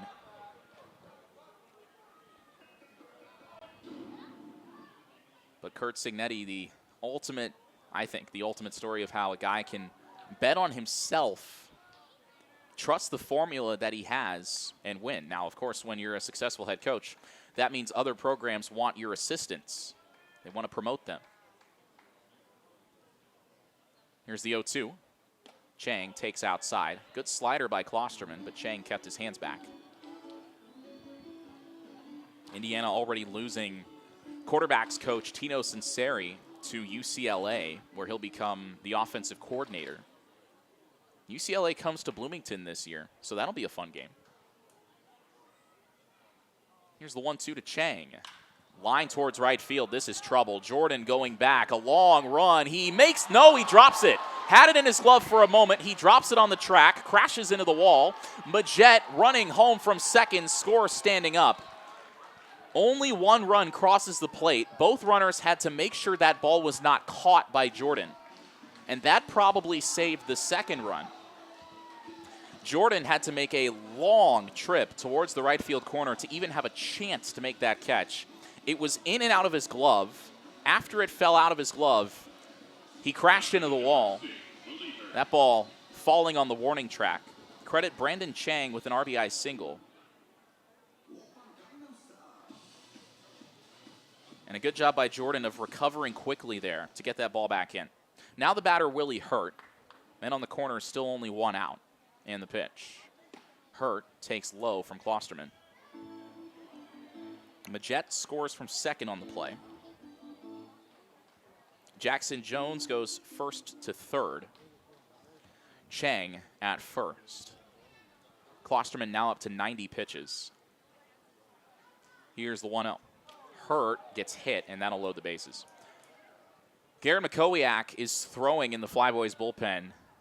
I don't know that he is ready to come in. We just saw him go down there a little bit ago. So this is where an unstoppable force meets an immovable object, and something has to give. Logan Fife digging in. He has hit safely in every game he's played in against the Flyboys. This is the fourth meeting between these two teams in the last week. Bases loaded, one away. Flyboys trailing by 3. The pitch to Fife. Line towards left center field. This is also trouble. Hare going over, diving and making the catch. The runner tags from third. He'll score. But Reed Hare took away an extra base hit from Logan Fife, holding him to a sacrifice fly. Johnson City now leads 6-2 here with 2 out in the top of the 6th. But Fife probably could have had a 2-run or even a 3-run double if Hare did not get to that ball.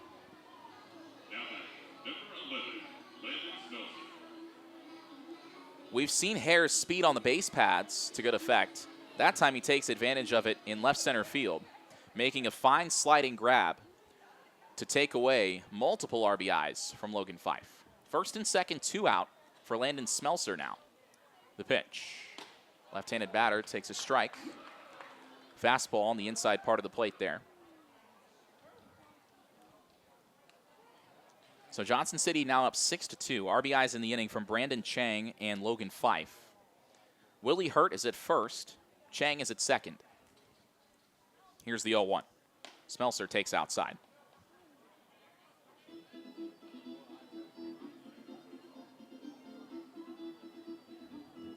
Klosterman up to 95 pitches now. Garrett Makowiak will be the next pitcher into this game, the lefty in the Flyboys bullpen. Klosterman trying to end the inning here. The 1-1. Smelser takes low and in.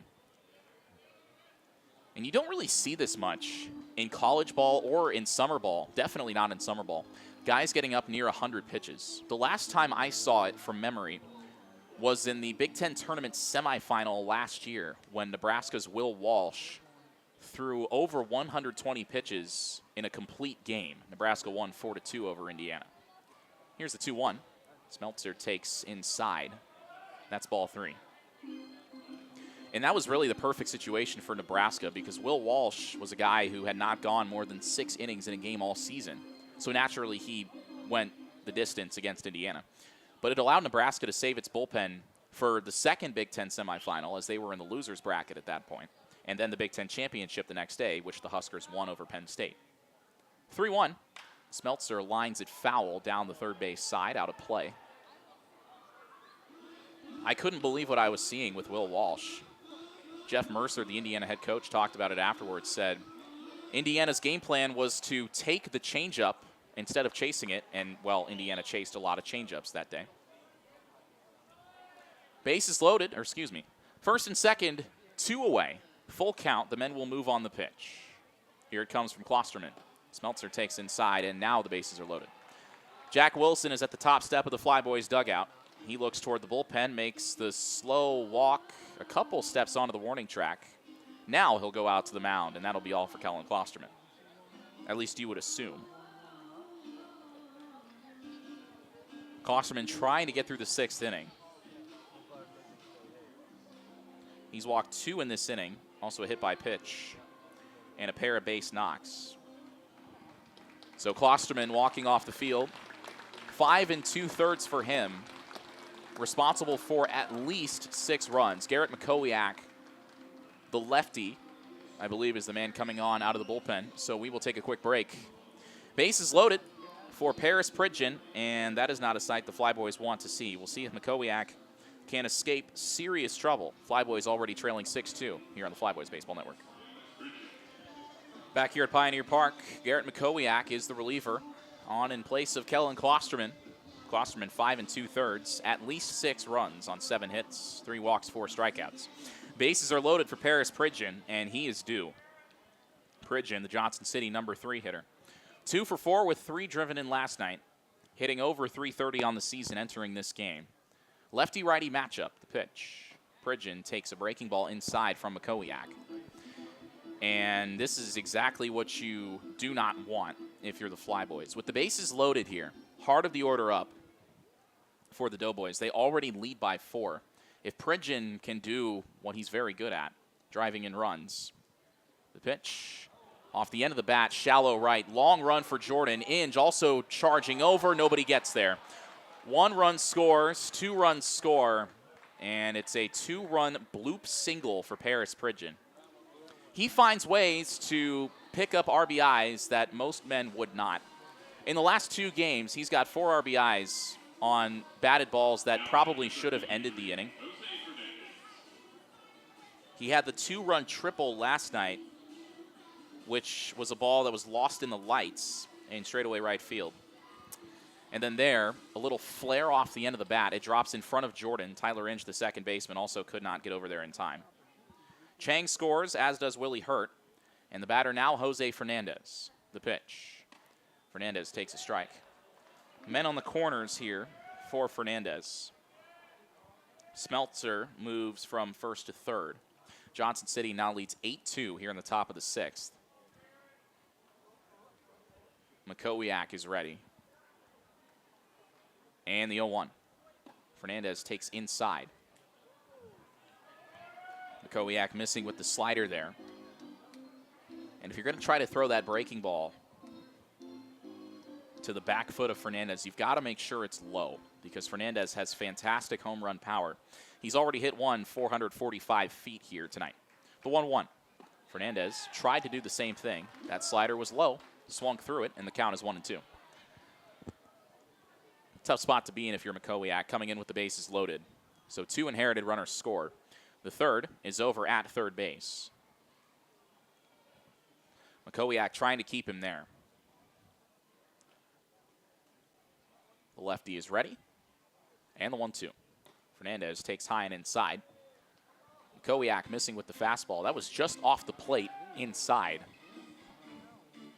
But with Fernandez crowding the plate, it looked further inside than it was.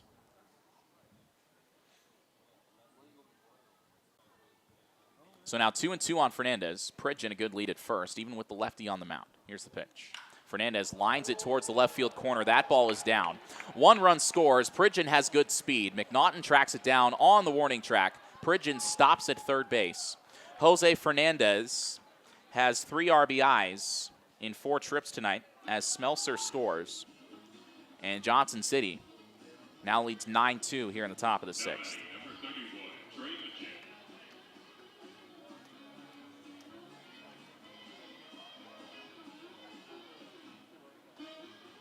Fernandez now up to 20 RBIs in Johnson City's 23 games so far this season.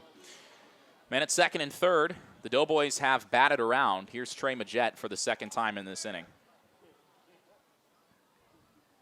And the pitch. Majette fouls it off at home plate. That's something that I was kind of concerned about with Klosterman. Facing the Johnson City order for a third time, and then once they got back to the top of the order earlier in this inning, he faced 2 men for the 4th time.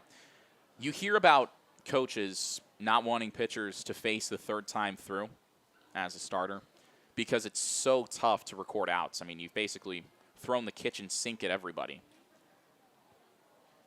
And Johnson City making the Flyboys pay.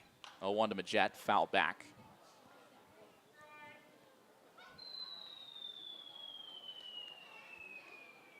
It's just not a favorable situation. The Doughboys look positioned once again to soundly beat Greenville. Now, there's a lot of time left, but Johnson City, it's almost a carbon copy of last night. The Doughboys led 9-3 after 7 innings yesterday. It's 9-2 here in the 6th. 0-2 to Majette. Fouled back once again. Kowiak trying the fastball there, but Majette spoiling it. And what you hope for the Flyboys is that the pitching staff could kind of get it back on track. The runs allowed, maybe it's just Johnson City. It might be one of those situations where one team just has your number. But the Doughboys now in their last 3 games against Greenville. 0-2. Majette swings and misses at a slider, and that's the inning.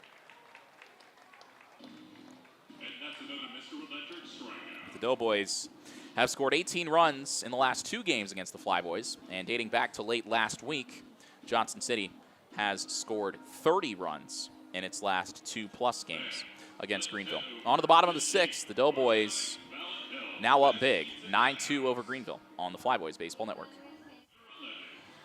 Greenville has a mountain to climb as we begin the bottom of the 6th. The Flyboys trailing Johnson City 9-2. The Doughboys scoring 5 runs in the top of this inning. All of those charged to Kellen Klosterman. First pitch to Tyler Inge, misses outside from Charlie Mao. So Klosterman, 5 2/3, 9 runs on 7 hits, 3 walks, 4 strikeouts. And Charlie Mao, he's stranded 5 Flyboys base runners in the last 2 innings. Johnson City scoring 5 in the last inning. Well, baseball has a funny way of working itself out like that. Inge takes away and count 2-0. Kind of a tough spot to be in. The Flyboys continuing to struggle with men on base in key situations at home. 2-0 to Inge, high for ball 3. And if you're Greenville here, you've got 12 outs left. Trailing by 7. You just need competitive at-bats. Charlie Mao is going to walk you, let him walk you. That's what Tyler Inge does, walking on 4 pitches. Mao's second walk as he begins his second full inning of relief. Got the final out of the 4th to strand the bases loaded. Now the batter, Cameron Kim. A big part of how Johnson City limited the damage. Kim lined out to first base with the bases loaded in the 4th. Kind of unlucky. Jackson Jones made a nice diving catch. Leadoff man aboard, lefty-righty matchup here. The pitch from Charlie Mao. A strike. Fastball on the outside edge. That outside pitch has been called kind of inconsistently tonight by Marcus DeCiso, the plate umpire. You'll see it well off the plate getting the call, and then you'll see others closer to the zone that don't get it. Here's the 0-1. Kim takes outside. There are some rather gray clouds that have made their way over Pioneer Park. The sun is also pretty much gone, so I think it makes it look more ominous than it is. From here, it looks like this cloud might want to just open up and start dumping water on us. I don't think that's going to happen. 1-1. Kim takes inside. So 2-1 the count on Cameron Kim. Tyler Inge has good speed over at first base, but with the lefty Charlie Mao on the hill, and the Flyboys trailing by 7, I don't know how aggressive he'll be. 2-1. Kim late on a fastball. That one at the top of the zone. He could not catch up. The count 2-2. He asked for time. That's one of those, I've been in that situation many times. It's a big reason why I'm up here and not down there. You're kind of guessing a little bit, and by the time you realize you want to swing, it's too late. It's not a good feeling as a hitter. Mao can go back to the fastball or drop one off the table. 2-2. Kim lines this one down the right field side. Long run for Trey Majette. He cannot make the catch. Oh, man. Did a good job of pulling up, shaving off some speed before he nearly collided with the wall and foul ground. The ball dropping just in front of him on the warning track, bouncing into the bullpen. Good job by Majette of self-preservation there. That could have been trouble. He's okay. He did not actually really collide with the wall so much as he stopped his momentum with it. 2-2 on Kim. Here's the pitch. He takes outside. Fastball missing on the chalk there. And the count now full. And this is what you want if you're the Flyboys, just competitive at-bats, running up the pitch count of Charlie Mao. He's now up to 35 pitches, having thrown just 14 strikes, but somehow not allowed a run. Inge leads off first. He goes, the payoff. Outside, ball 4. Back-to-back walks to begin the 6th for Charlie Mao. Kim walks for the second time. And now the batter, Jace Patton. He was hit by a pitch with the bases loaded his last time up. That forced in a run. The most recent run that Greenville has scored to date. Flyboys trailing 9-2 here in the bottom of the 6th. First and second, nobody away. Down by 7, but 2 on, nobody out, and the top of the order waiting in the wings. Reed Hare is on deck. Patton just looking to reach base any way he can. He'll probably take a few pitches. He takes a strike. That one's a fastball right down the middle. That's tough as a hitter. When the guy on the mound has walked the 2 guys before you, you're thinking, okay, man, I've got to just make him throw a strike. And then he gives you an 85-mile-an-hour cookie, and you watch it. It's just like, man, why did he have to throw that on the first pitch? Runners go. Patton swings and misses. Throw down to third. Inge dives in safely. The throw low deflects into foul territory, but Kaufman, the third baseman, is there to pick it up. It's a double steal for the Flyboys. Their second of the night. Greenville has now stolen 58 bases this season. This is only game number 22. We're supposed to play 47, so you can do the math. The Flyboys are on pace to once again be in triple digits in the stolen base department. Inge with his 10th stolen base of the season, second to only Ezra McNaughton and Micah Jordan. They have 11 and 15 respectively. 0-2 now on Patton, 2 in scoring position for him here. The pitch. Patton hits this one in the air down the left field line. That's pretty deep. Smeltzer going back, makes the catch just shy of the corner. Inge will tag and score. Patton didn't quite get all of that one as Smeltzer makes the catch just in front of the 331 sign. Flyboys get a run back on the sacrifice fly. It's 9-3. RBI number 13 on the season for Jace Patton. Here's Reed Hare now. Man on second. 1 away in the frame for Hare. Mao did a good job getting that pitch far enough in on the hands of Reed Hare, or sorry, on the hands of Jace Patton, the right-handed hitter, that he couldn't quite get the barrel to it. First pitch to Reed Hare. The lefty takes outside. He's facing Charlie Mao for the second time. Struck out facing Mao with the bases loaded in the 4th. Mao came out of the bullpen and escaped trouble. That closed the book on Johnson City starter Ryan Smith. 2 runs on 3 hits, 2 walks, 3 strikeouts in 3 2/3 innings for him. The 1-0. Hare takes well outside. Mao yanked the fastball there. The lefty's up to 41 pitches, just 17 strikes for him. There is nobody throwing in the Johnson City bullpen. Kim at second. 2-0 the count on Hare. Flyboys looking to inch closer. 2-0 misses low and away, and that's ball 3.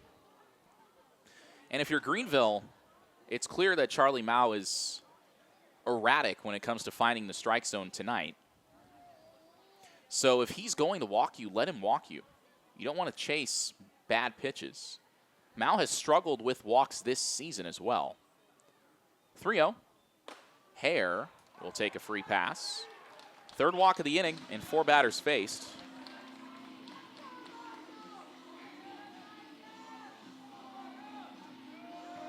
And that'll bring Dave Anderson out of the dugout, the Johnson City manager. So there was nobody up because the right-hander was already prepared to enter the game. Before Jordan steps to the plate, first and second, 1 away. A new pitcher coming on out of the bullpen. Flyboys trailing 9-3, but threatening once again here in the bottom of the 6th on the Flyboys Baseball Network. Stephen Swee, the new reliever, on for Johnson City. Charlie Mao's day is done. He's walked 3 men, has Mao, prior to his exit here in the 6th. Swee, the right-hander, will face the Flyboys for the second time in the last week. Micah Jordan digging in. First and second, 1 away. Greenville trailing 9-3 against Johnson City. Here's the pitch from Swee. Jordan takes a strike on a fastball. The Flyboys jumped all over Stephen Swee in his first appearance against Greenville. Swee allowed 6 runs in 2 innings. 3 hits, 2 walks, which tells you the Flyboys had a lot of extra base knocks against him. The runner goes for third. The pitch to Jordan in the dirt. Throw down to third base. Gets away. Kim will try to score. Kaufman chases it down. Throw to the plate. The tag is late. Cameron Kim steals third base. Fernandez's throw was low. Kaufman could not keep it in front of him. And Kim comes around to score. It's now 9-4. Hare moves up to second on the play. Credit Cameron Kim with his second stolen base of the inning, and that'll probably be scored in E2, allowing him to trot home. It's the second time Fernandez has made a low throw to third base. Good job by Cameron Kim of quickly getting to his feet. So now 9-4 Johnson City. Hare, the lone base runner at second. 1-1. Jordan takes high. That gets to the backstop, and Reed Hare has third base. That'll be scored a wild pitch. Charge to Stephen Swee.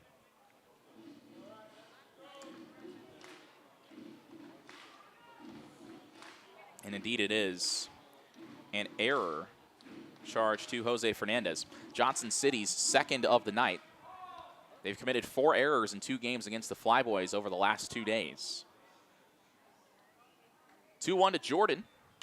Line towards right field. This ball hangs up as Trey Majette comes in, makes the catch. Hare starts off third base but retreats as Majette gets the ball back in quickly.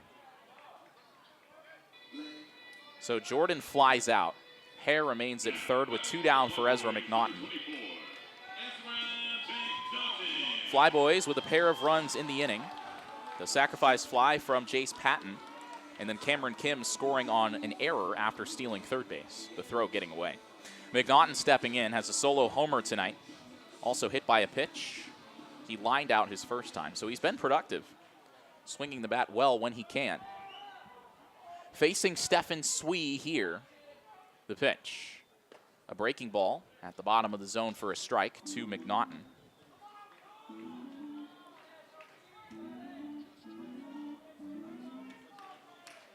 Flyboys fans eagerly anticipating another homer. McNaughton already has 9 on the season with the solo shot he hit a couple innings ago. Here's the 0-1. In the dirt, Fernandez can't find it. I think he was actually trying to fake out Reed Hare right there. Fernandez scooped it on a short hop and started looking around, I think, trying to fool Reed Hare into getting off of third base. I don't know that he fooled Hare, but he fooled me. Count 1-1 on McNaughton.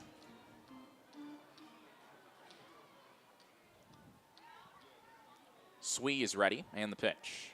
McNaughton takes low and in. Tried the back foot breaker right there, but McNaughton laid off on it. Flyboys trailing 9-4 here in the bottom of the 6th. Greenville trying to answer the 5 spot Johnson City put up in the top of this inning. Here's the 2-1. McNaughton hits it on the ground, through into right field for a base hit. He's got his second RBI of the night as Reed Hare jogs home from third base. Flyboys inch closer. It's 9-5 here in the 6th. McNaughton reaches for the 3rd time in as many innings. RBI number 26 as he leads all Greenville batters in that department as well. Now stepping in, Lane Akers. 0 for 2 with a walk so far this evening. The Flyboys, we mentioned, scored 6 runs against Stephen Swee the last time Swee came on out of the bullpen. Hopefully they can get more than 6 here. First pitch to Akers, well outside. Swee yanking the fastball there to the right-handed hitter.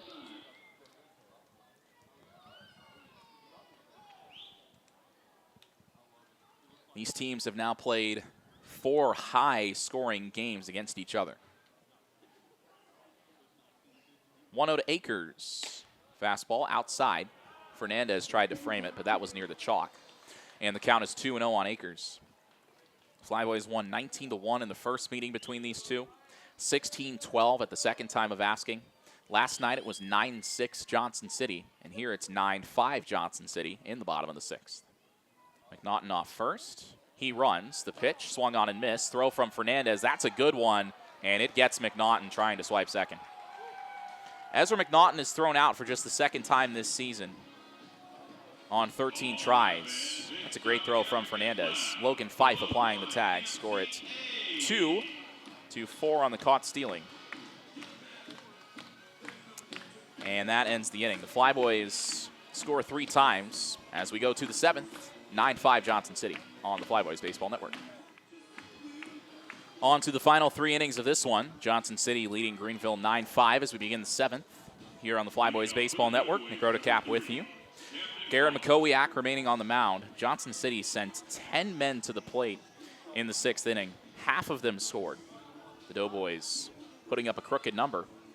They've scored 5 runs in 2 separate half innings over the past 2 games against Greenville. Camden Kaufman, right-handed batter, takes outside from the lefty McCowiak. Kaufman 0 for 3 here tonight. He is the only Johnson City batter yet to reach safely. Here's the 1-0. Kaufman takes a strike. Camden Kaufman, a native of Waukee, Iowa. One of the only collegiate juniors on this team. We saw Cade Folk, another one of those, on the mound last night. He was phenomenal. Paris Pridgeon, another one. 1-1. Kaufman takes a backdoor slider right there for strike 2. Kaufman is a New Mexico State Lobo. A fun mascot. That's a long way from here, though. In Greenville, Tennessee. 1-2. Kaufman foul tips it at home plate. Jackson slaps his catcher's mitt. He wanted to hold on to that one for strike 3.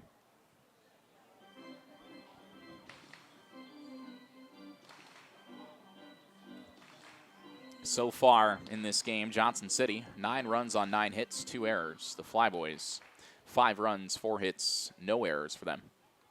A lot of walks issued by Johnson City pitching. McCowiak sails one to the backstop, and the count is 2-2. Book is closed on Charlie Mao, the Johnson City reliever. 3 runs in an inning and 2/3. Didn't give up a hit, but walked 4, struck out 3. Johnson City in this game, their pitchers have walked 6 batters. 2-2. Kaufman takes a backdoor slider outside for ball 3 from McCowiak. McCowiak will face Jackson Jones and Brandon Chang after Kaufman. 6, 7, 8 here in the Johnson City order. Flyboys just looking to hold the Doughboys scoreless and stay in this game. 3-2. Kaufman takes high for ball 4. First walk issued by Makowiak. Tried that backdoor slider again. Did the southpaw, but that one missing just above the zone. So now Jackson Jones digging in. A walk, a hit by pitch, and a pair of runs scored for him. Flyboys manager Jack Wilson looking down towards the bullpen. There's a right-hander up down there. First pitch to Jones, a chop or two short, might be 2. Thompson has to wait on it, and he can't field it cleanly. Thompson took a peek towards Camden Kaufman, who was hustling towards second base.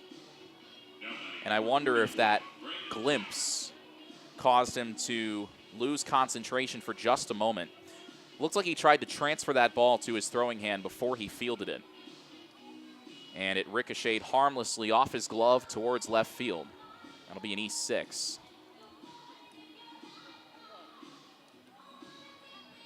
So what could have been a double play instead becomes first and second with nobody out for Brandon Chang, who delivered an RBI single back in the 6th.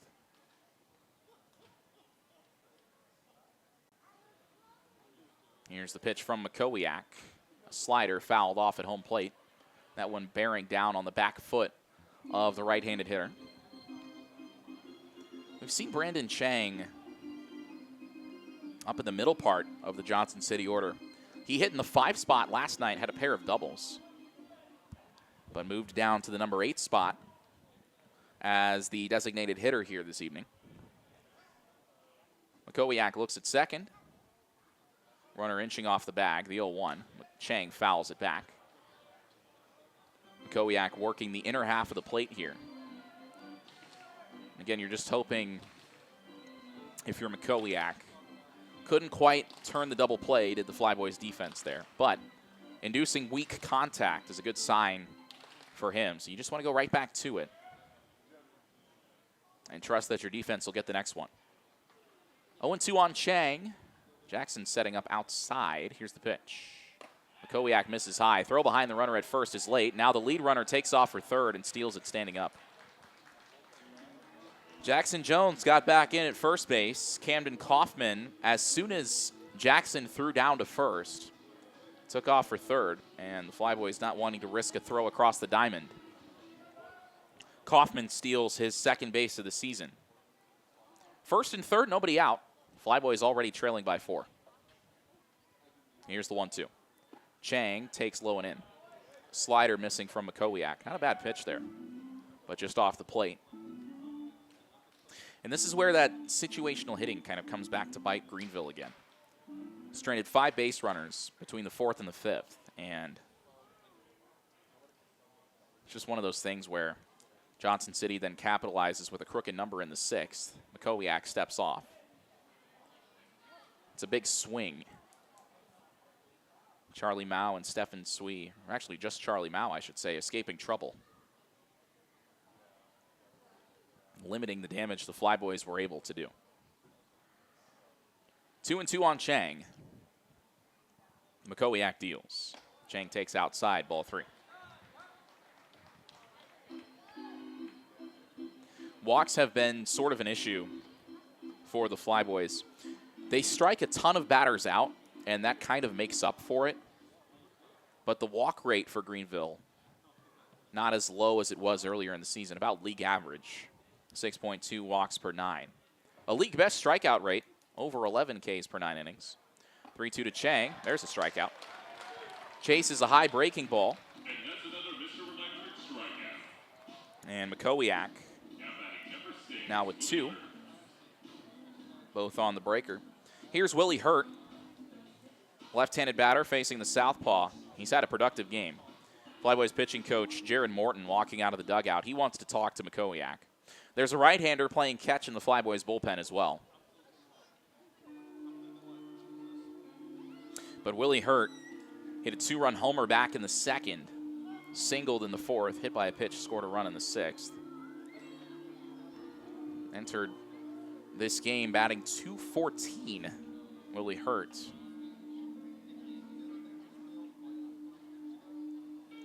His on base just 290 entering tonight, but man, he has been a difficult out here for the Flyboys so far this evening.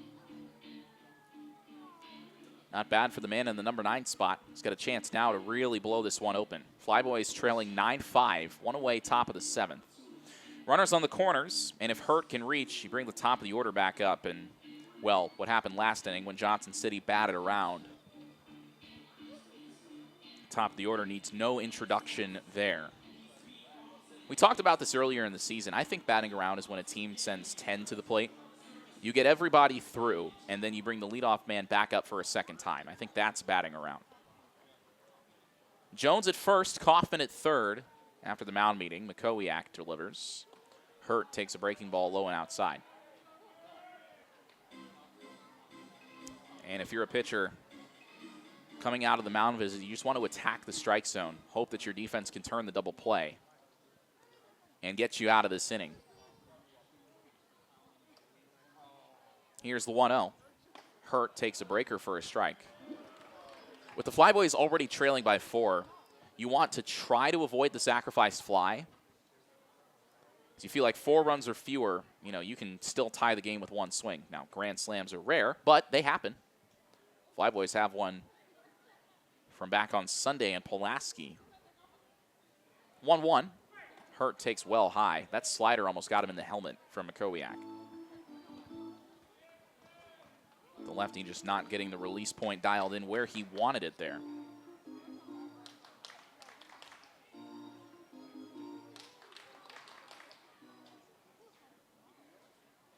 Two and one on Hurt, the number 9 hitter. He's already got a homer here tonight.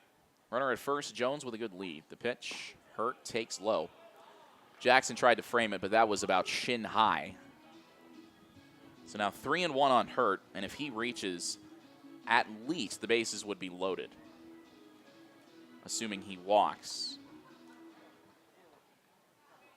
Flyboys have walked 5 so far here tonight. 11 combined walks between the two sides. 3-1. Hurt takes a slider at the knees. That's strike 2. Right on the low inside corner. He started to flip his bat towards the third base dugout. But he'll have to protect here on 3-2. Big pitch coming from Makowiak. He's thrown 29 pitches so far, recording just 2 outs. Runner goes from first, the 3-2, punched weakly on the ground to third. It gets through the legs of Cameron Kim. The runner will go first to third. Scoring from third base is Camden Kaufman. That is the second error of the inning by the Flyboys infield. Kim did something similar to what Brock Thompson did, trying to throw the ball before he actually fielded it. Johnson City now leads 10-5 here in the top of the 7th. Kim had that one go right between his legs. Tried to come up with it, make a throw to second, but he looked up just a smidge too soon. And this is what coaches talk about, the free bases allowed by a defense. It's one of those things where if you give a team like Johnson City, who has shown to be very potent on the offensive side, one of the Appy League's best offenses, if you give them extra chances, they're going to make you pay. Men on the corners, 1 run home in the inning. 1 away for the leadoff man, Logan Fife, who is the Flyboys' owner. He swings, hits this one sharply on the ground past third base. That gets to the left field corner right on cue. Jackson Jones scores from third. Willie Hurt will score all the way from first. It's a 2-run double for Logan Fife. He continues to cause all kinds of problems for the Flyboys. It is now 12-5 here in the top of the 7th. Both of those runners who scored, Jones and Hurt, reached on errors. See some fans starting to head for the exits. It's the second and third runs batted in the last 2 innings for Logan Fife. And the Flyboys just cannot get this guy out. It's unbelievable. RBI is number 15 and 16 on the season for Fife. Here's Landon Smeltzer now, hitting for the 5th time in 7 innings. The pitch. Left-handed batter takes a fastball for a strike. And it's weird because about this time last week, the Flyboys were one of the best fielding teams in the Appy League. But Greenville now has committed 2 errors in this inning, bringing their fielding percentage slightly lower than league average. The Appy League average fielding percentage as Makowiak delivers inside to Smeltzer.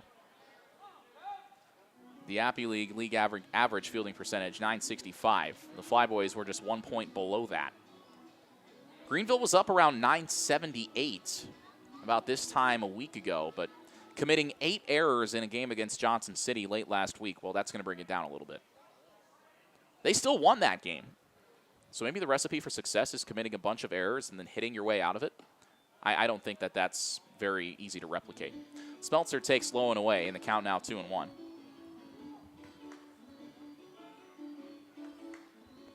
And Makowiak probably thinking to himself on the mound, man, I've rolled up 2 separate potential double play balls, and neither one of them has resulted in a single out being recorded. Feels like sometimes as a pitcher, you just have no help. Smeltzer takes a strike. Slider on the low outside corner. He didn't like the call, but the count's 2-2. It's one of these Little League-esque innings for the Flyboys defense. Smeltzer is by my count, the 18th man to the plate. Actually, that's the 17th man to the plate in the last 2 offensive innings for Johnson City. Smeltzer swings and misses at a slider. That's strike 3. Makowiak with his 3rd strikeout. Paris Pridgeon had a 2-run bloop single back in the 6th. That was with 2 outs. He hits with 2 away here in the top of the 7th. Johnson City leading 12-5. Pridgeon is the 8th man to the plate here in this frame. He's come to the plate in each of the last 3 innings, which tells you how this one has unraveled for the Flyboys. They've given up 8 runs in the last 2 half innings. Man on second for Pridgeon, the pitch. Fastball misses up and away. Elsewhere in the Appy League, Tri-State and Bluefield tied at 5 in the bottom of the 9th. Bluefield looking to walk it off. Pulaski has opened it up, 9-3 at Danville. The River Turtles leading in the top of the 7th. Here's the 1-0 to Pridgeon. Breaking ball misses high. 7-3 Burlington over Kingsport. Elizabethton has opened it up against Bristol. The River Riders leading 10-4 as they look to get back to 500 while dropping Bristol below 500. They would overtake Bristol for 3rd place in the Appy League West with a win tonight. 2-0 on Paris Pridgeon. Here's the pitch from Makowiak. Low and in. Fastball missing there. And Garrett Makowiak in this inning has thrown, by my estimation, close to 30 pitches, if not more. But he has had to work on the mound. He's set. The 3-0. Pridgeon takes a slider for a strike at the knees. That one right down Main Street, but you can tell the energy has really dissipated from this place. You felt like maybe the Flyboys were going to rally, but now trailing by 7 here in the top of the 7th, it's going to be very tough. The Flyboys don't play a lot of close games. When they do, they usually win. 3-1 to Pridgeon, smash to left center field. Hare and McNaughton converging. Reed Hare is there, and he makes the catch to end the inning.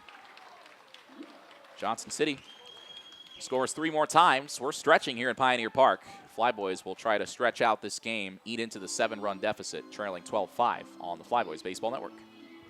Flyboys with a steeper hill to climb. As we begin the bottom of the 7th, Greenville trailing Johnson City 12-5.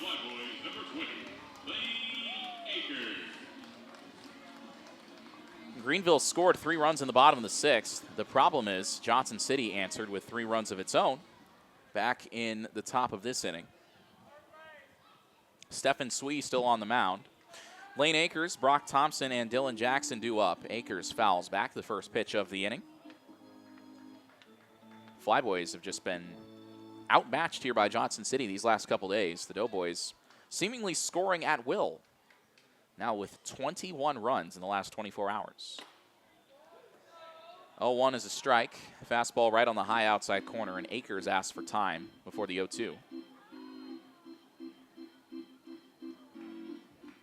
Flyboys will still have a chance to be the first Appy League team to 15 wins. Here's the 0-2. Akers chases a changeup down low. That's strike 3.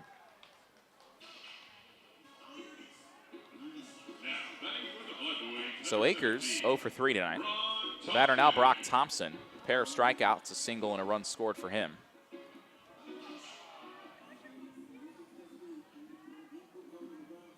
As Stefan Swee is working with a much bigger lead. First pitch to Thompson, swung on and missed. And when you're a pitcher working with a 7-run cushion, really your only objective is to just attack, attack, attack. There's not really any other blueprint than that. 0-1. Thompson checks his swing. He did not go around, and the count 1-1. But when you're up 7, you can afford to make mistakes and still get away with them.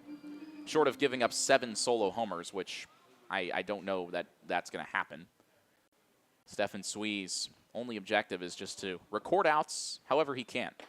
1-1 to Thompson, a high strike.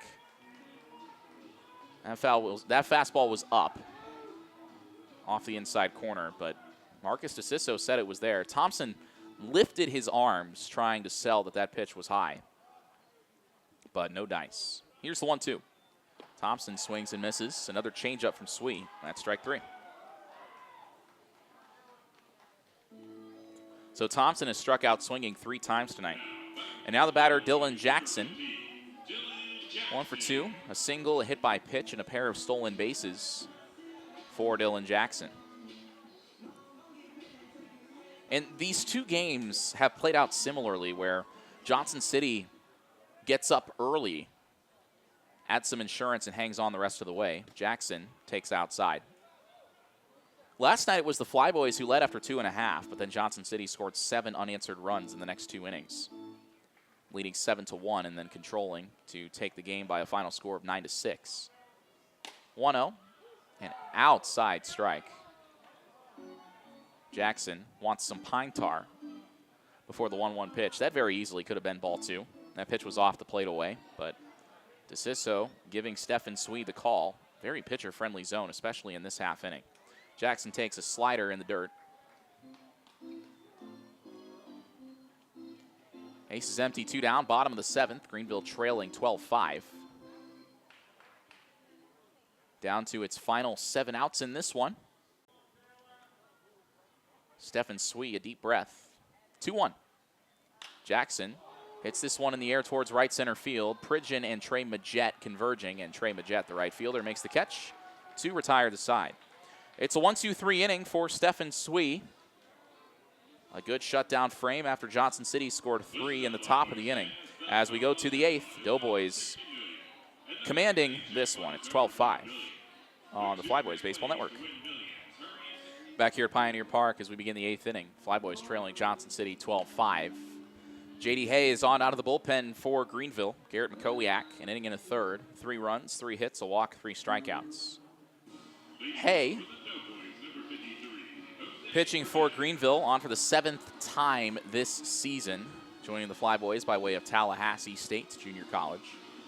Hay has allowed 6 earned and 6 2/3. 11 hits, 7 walks, 6 strikeouts. He'll face Jose Fernandez, Trey Majette, and Camden Kaufman.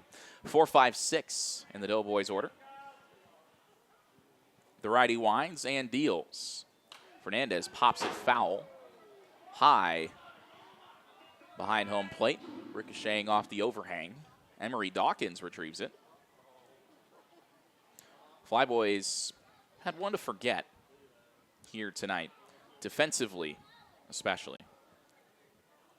2 errors both in the last half inning. Both men who reached in that fashion came around to score. Mentioned earlier that Toronto led the Yankees 7-0 after the first inning. Well, the Yankees have tied it at 9 in the top of the 8th. Aaron Judge, 1-1 to Fernandez. A slow off-speed pitch missing low from J.D. Hay. The count 2-1. Aaron Judge, his 31st homer of the season. A 2-run blast to left field. 440 feet off the bat to tie the game. 2-1. Fernandez lines this to center field. Reed Hare has it played perfectly, makes a sliding catch. And Fernandez is gone.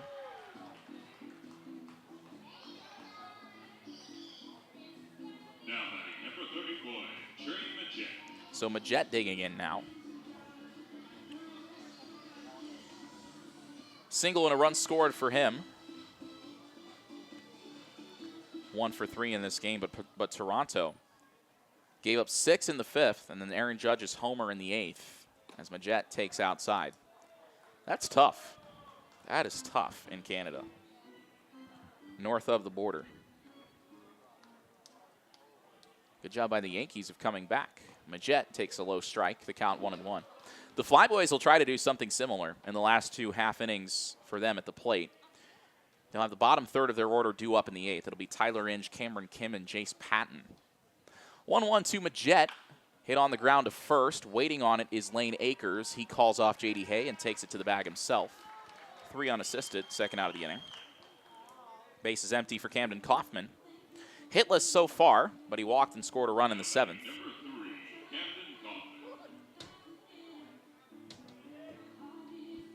And Kellen Klosterman, he settled down after the 2nd inning when he gave up the second of 2 two-run homers. He worked 3 scoreless frames after that. Kaufman swings and misses at an off-speed pitch from J.D. Hay. But then Kaufman, or should I say Kellen Klosterman. Klosterman came back out for the 6th, and I was talking about how it would be the longest start for any Flyboys pitcher this season. The 0-1, Kaufman takes in the dirt. The problem was, yes, Klosterman got through 5 2/3, but he needed nearly 100 pitches to do it, and Johnson City ultimately got him for 5 runs in the 6th inning, trying to finish his 3rd trip through the order. Here's the 1-1. Kaufman takes a breaker for a strike on the low inside corner. The count 1-2. So it's one of those things where Klosterman probably could have been done after 5, but sometimes maybe the pitching plan was to let him go deeper into the game or wait for Garrett McCowiak to get in later. And Johnson City took advantage. Kaufman takes low in the count 2-2. J.D. Hay missing with the fastball there. But you figured, well, at that time it was 4-2. As we entered the 6th inning, you felt like the Flyboys were within striking distance because they were. 2-2 to Kaufman. Breaking ball misses in the dirt, bouncing in front of home plate. And the count runs full on Camden Kaufman. But a 5 spot for Johnson City in the 6th. And then a 3 spot in the 7th, aided by a couple Flyboys errors on what could have been double play balls. 3-2 on Kaufman. Here's the payoff. Punched weakly back to the mound. Hay fields on a short hop. Underhand flip is in time to get Kaufman, and that's the inning. So a clean 1-2-3 8th inning for J.D. Hay. Trusting his defense to do the work. Flyboys are down to their final 6 outs. 7, 8, 9 due up in the bottom of the inning. They trail 12-5 on the Flyboys Baseball Network. Bottom of the 8th here from Pioneer Park. Flyboys trailing Johnson City 12-5 our score. Bottom third of the order for Greenville facing Stefan Swee, the right-hander. Tyler Inge takes upstairs. Swee still on for Johnson City, and why not? He worked a 1-2-3 7th inning with a pair of strikeouts. So far, an inning and 2/3 scoreless. There's a strike at the knees to Tyler Inge, and the count 1-1. Inge tonight, 0 for 1, a pair of walks and a run scored. Swee winds and deals. Inge chops it on the ground to third, fielded on a short hop by Kaufman, steps into the throw, and it's on line to get Tyler Inge. And the batter now, Cameron Kim, as Inge just kind of pulled that one on the ground right at Kaufman. Kim tonight, 0 for 2, a couple stolen bases, a walk and a run scored. The Flyboys running out of outs here. Trailing by 7, 1 away in the bottom of the 8th. Feels like this one is pretty much on ice for Johnson City. First pitch to Kim. Chopped on the ground to the left side. Kaufman cuts this one off. Throws from in front of second base, and Kim is gone. Good job there by Camden Kaufman, the third baseman, of taking charge.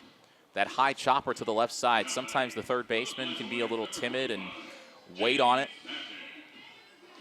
Shortstop has to field, and it takes too long to get to him, but Kaufman did the right thing there and cut that one off. So Stephen Swee has now retired 5 in a row and 6 of 7. A.J. Diaz will pinch hit for Jace Patton here with 2 away, and the base is empty in the 8th inning. So the Flyboys trying to get something started offensively. TJ Adams has stepped into the on-deck circle. He will take the place of Reed Hare. You would assume in center field. Here's Diaz taking a first pitch strike. Fastball there from Stephen Swee.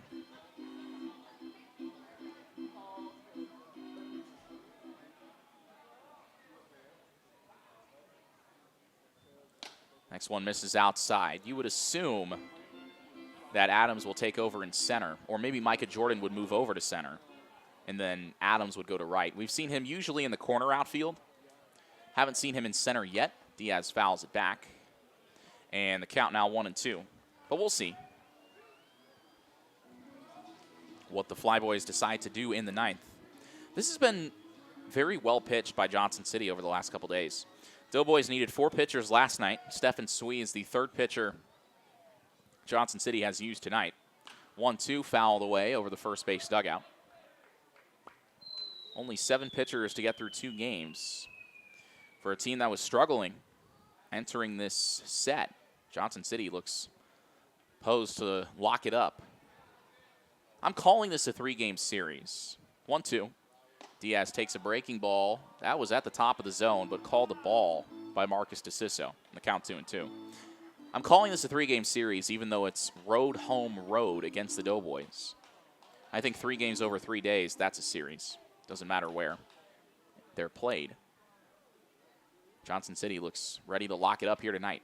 2-2 to Diaz, line to right field. Trey Majette, though, has it in his tracks and makes the catch. That's the inning. Back-to-back 1-2-3 innings by Stephen Swee. Doing a great job of shutting down Greenville's potent offense. We'll go to the 9th. 12-5 Johnson City over the Flyboys here on the Greenville Flyboys Baseball Network. Couple of defensive changes for the Flyboys as we begin the 9th inning of play. TJ Adams takes over for Reed Hare in center field. I think it's Grant Hunter in right. Micah Jordan no longer out there. Hunter, the only other outfielder on the Flyboys roster. And as Hunter turns his back, it is indeed Grant Hunter in right field, taking over for Micah Jordan. Christian Bonilla is on the mound for Greenville, facing 7, 8, 9 in the Johnson City order. And Bonilla just looking to keep Johnson City from doing any further damage. The Doughboys leading 12-5 here in the top of the 9th. Once again, a crooked number for them, the difference. This game was 4-2 entering the 6th inning. Johnson City then scored 5 in the top of the 6th and 3 more in the top of the 7th. Jones swings and misses for strike 1.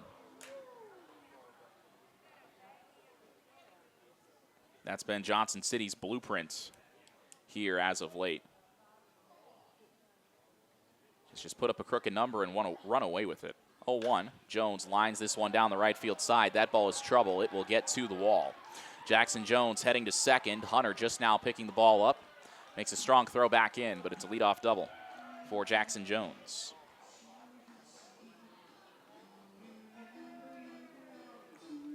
And I don't know how the Flyboys held Johnson City to 1 run the first time these teams met. I really don't. Because you hear the "Let's Go Doughboys" chant. They've got a couple super fans down the third base dugout, and why not? You know, talk your talk. Because Johnson City has just completely dominated Greenville, really, over these last 2 games. It happens. It happens from time to time. But unfortunate that the Flyboys will probably lose back-to-back games against a last-place team. I think that just goes to show. Brandon Chang takes in the dirt. I think that goes to show the parity in the Appy League. It'll be interesting to see how it shakes out over the second half of the season. Again, this is game 23 of 48 for Johnson City, and 22 of 47 for Greenville. The Flyboys had a game washed out at Pulaski on Saturday. That will not be made up, as those teams do not meet again. Chang gets jammed, but hits it on the ground, through into right field for a base hit. Jones gets the stop sign at third base. Christian Bonilla got that fastball in on the hands of the right-handed hitter, but Chang muscled it past Tyler Inge. Back-to-back hits to start the ninth for the Doughboys. Men on the corners for Willie Hurt. He's reached all 4 times. A 2-run homer, a single, and a pair of runs scored. Also reaching on an error and a hit by pitch. Left-handed batter. And the pitch from Bonilla, up and away. But it's just one of those things where Greenville almost beat themselves here tonight. The errors in the 7th allowing Johnson City to answer. The Flyboys scored 3 in the 6th. Johnson City scored 3 in the 7th. 2 of those men reached on errors. Hurt fouls it away over the third base dugout, I should say. But just uncharacteristically poor defense from the Flyboys against Johnson City. Maybe it is just one of those situations where one team just has your number. And the unfortunate news for Greenville, 1-1 to Hurt. In the dirt, gets away from Jackson, and the runner moves up to second, but Jones does not think about coming home. He kind of froze for a second, but did not try to score. I wonder if that's a gentleman's agreement there from Johnson City manager Dave Anderson, who is coaching third base. That'll be a wild pitch, charge to Bonilla. That one was in the dirt well before it got to home plate. Chris Lenker, the athletic trainer, is out to talk to Dylan Jackson. Very quick conference there. Jackson is good to stay in the game. But sometimes when you're blowing a team out late, you don't want to run up the score. Although, if I was in that position, especially considering the Flyboys' late-game comebacks, I would run up the score. And my response would be, well, shouldn't have thrown a wild pitch, but that's just me. 2-1 to Hurt, swung on and missed. Laid on a fastball at 94 miles an hour.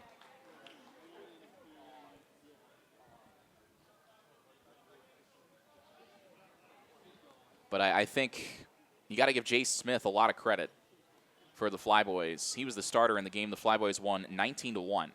4 strong innings from him. Evan Kay and Emery Dawkins shut the door. Hurt fouls it away. Neither of them gave up a run in 3 combined innings of relief. Because Johnson City has just had the Flyboys' number from a hitting perspective, really, since that first game ended. 2-2 on Hurt. Second and third, nobody away. Top of the 9th. Johnson City leading 12-5. Hurt is ready, as is Bonilla. Here's the pitch. Way outside. The breaking ball gets away. This time, Jones does score on the wild pitch. It is now 13-5 Johnson City. 2 wild pitches in this plate appearance. And although I can't wear hats, I tip my cap to the Johnson City fans who made the trip. And the Doughboys, again, have really just controlled this game from start to finish. The Flyboys definitely not doing themselves any favors. Don't get it twisted. 3-2. Fife strikes out swinging. Now, I've seen stranger comebacks, albeit in multiple innings. Tonight, again, the Yankees were down they were down 8-0. They tied the game at 9. Johnson City leading 13-5 here in the 9th. Toronto, though, has retaken an 11-9 lead. Fife digging in from the right side. He takes outside from Bonilla. Logan Fife had a 2-run double back in the 7th. But I think you've got to be a real sicko to go to a road game as a fan in the Appy League, even if it's only an hour drive. 1-0 to Fife, a high chopper to third. Cameron Kim alertly lets that go foul. But I say, if you make the trip, you've earned the right to talk the talk. Elsewhere, around the Appy League here tonight, Burlington wrapping up an 11-3 win at Kingsport. The Sock Puppets will improve to 14-10 on the season.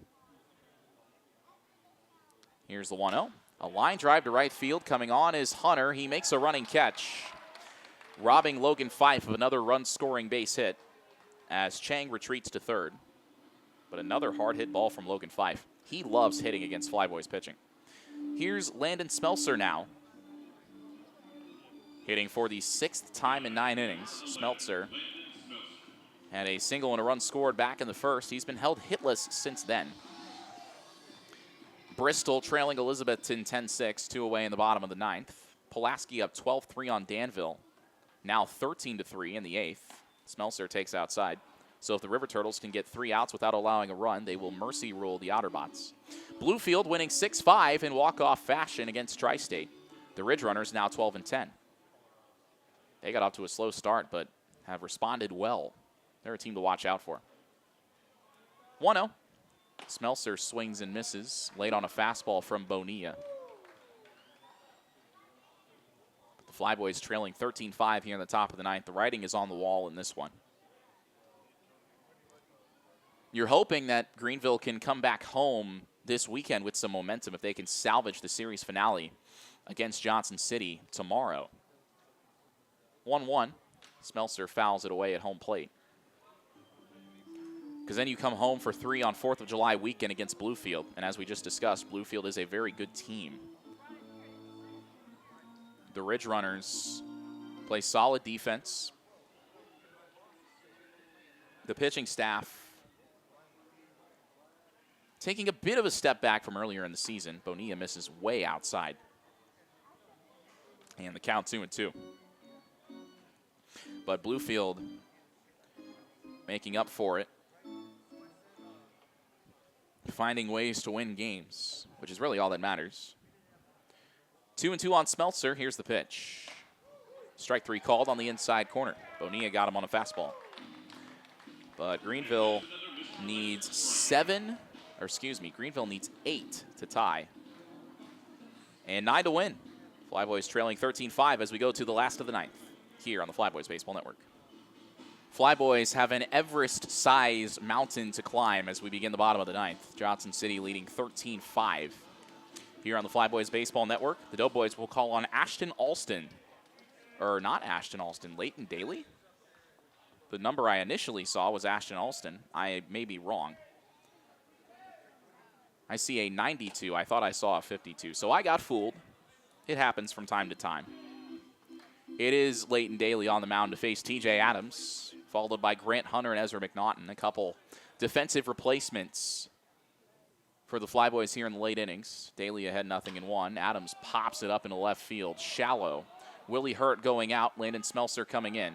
And Hurt, the shortstop, makes the catch. That's the first out here in the bottom of the 9th. Now batting for the Flyboys, number 22, Grant Hunter. So it is Daly on the mound. A two-way player. We saw him last night manning third base.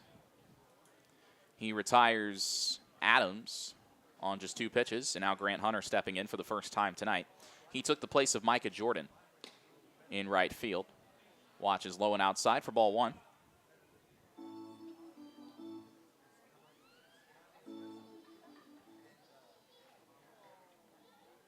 But Johnson City, again, just dominating here tonight. 1-0. Hunter smashes one down the left field line. This ball is hooking foul. Smeltzer gives it a look, but runs out of room. That ball would have had home run distance, but Hunter just couldn't keep it fair.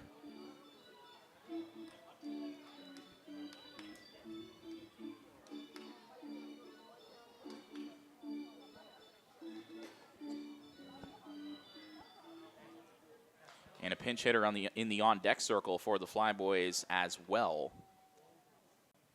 Looks like Colin Adams might get his first plate appearance of the season here.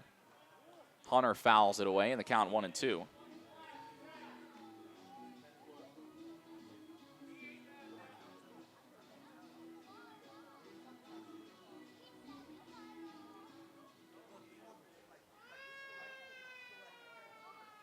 Now, Adams is a pinch hitter, or excuse me, Adams is a two-way player, so it's not uncharted territory, but he has not had a plate appearance for the Flyboys this season.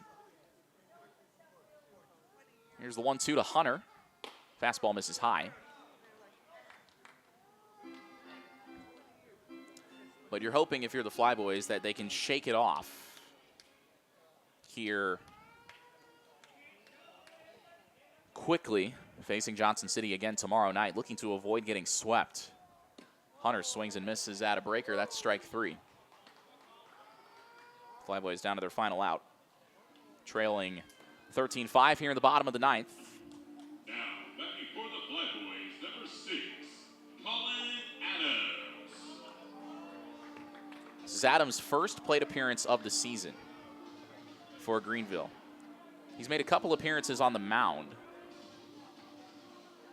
but Adams hitting for the first time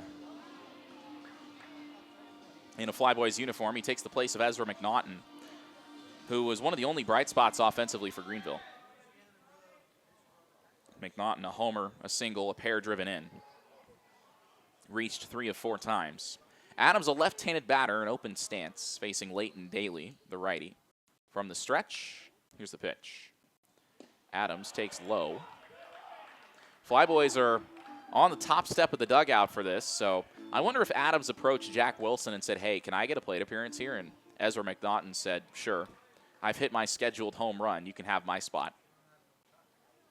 I'm paraphrasing. I don't think that's exactly how it went down. Here's the 1-0. Adams takes inside. The Flyboys dugout is loving this. I guess this is one of those silver linings. Not that there are many silver linings to a blowout, but a pitcher getting a plate appearance, you never know. 2-0 on Adams. Let's see if he lets it rip. Here's the pitch. He takes ball 3. How anticlimactic would that be? Wonder if Leighton Daly knows. Both of these guys are two-way players, but I wonder if Leighton Daly knows that Colin Adams has not hit this season. And the Flyboys, I think he probably is clued in on it by the way the Flyboys are reacting in the dugout. Adams gets walked on 4 pitches. I think he swings. He wanted it to be strike 1 so that he'd have a chance to hit the 3-1. Instead, he'll take the walk.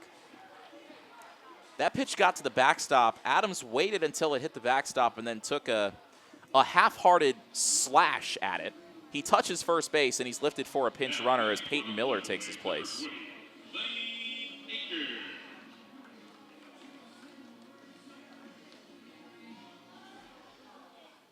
So the scorebook is just an utter mess. Peyton Miller is the pinch runner at first. Lane Akers stepping in.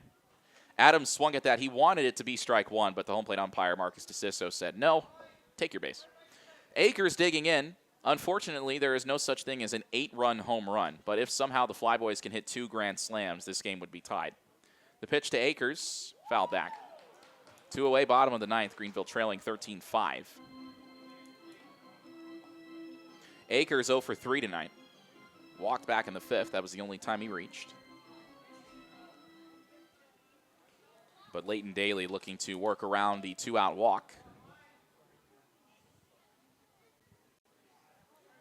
0-1 on Akers. And the pitch. Akers pops it foul at home plate, and the Flyboys are down to their final strike.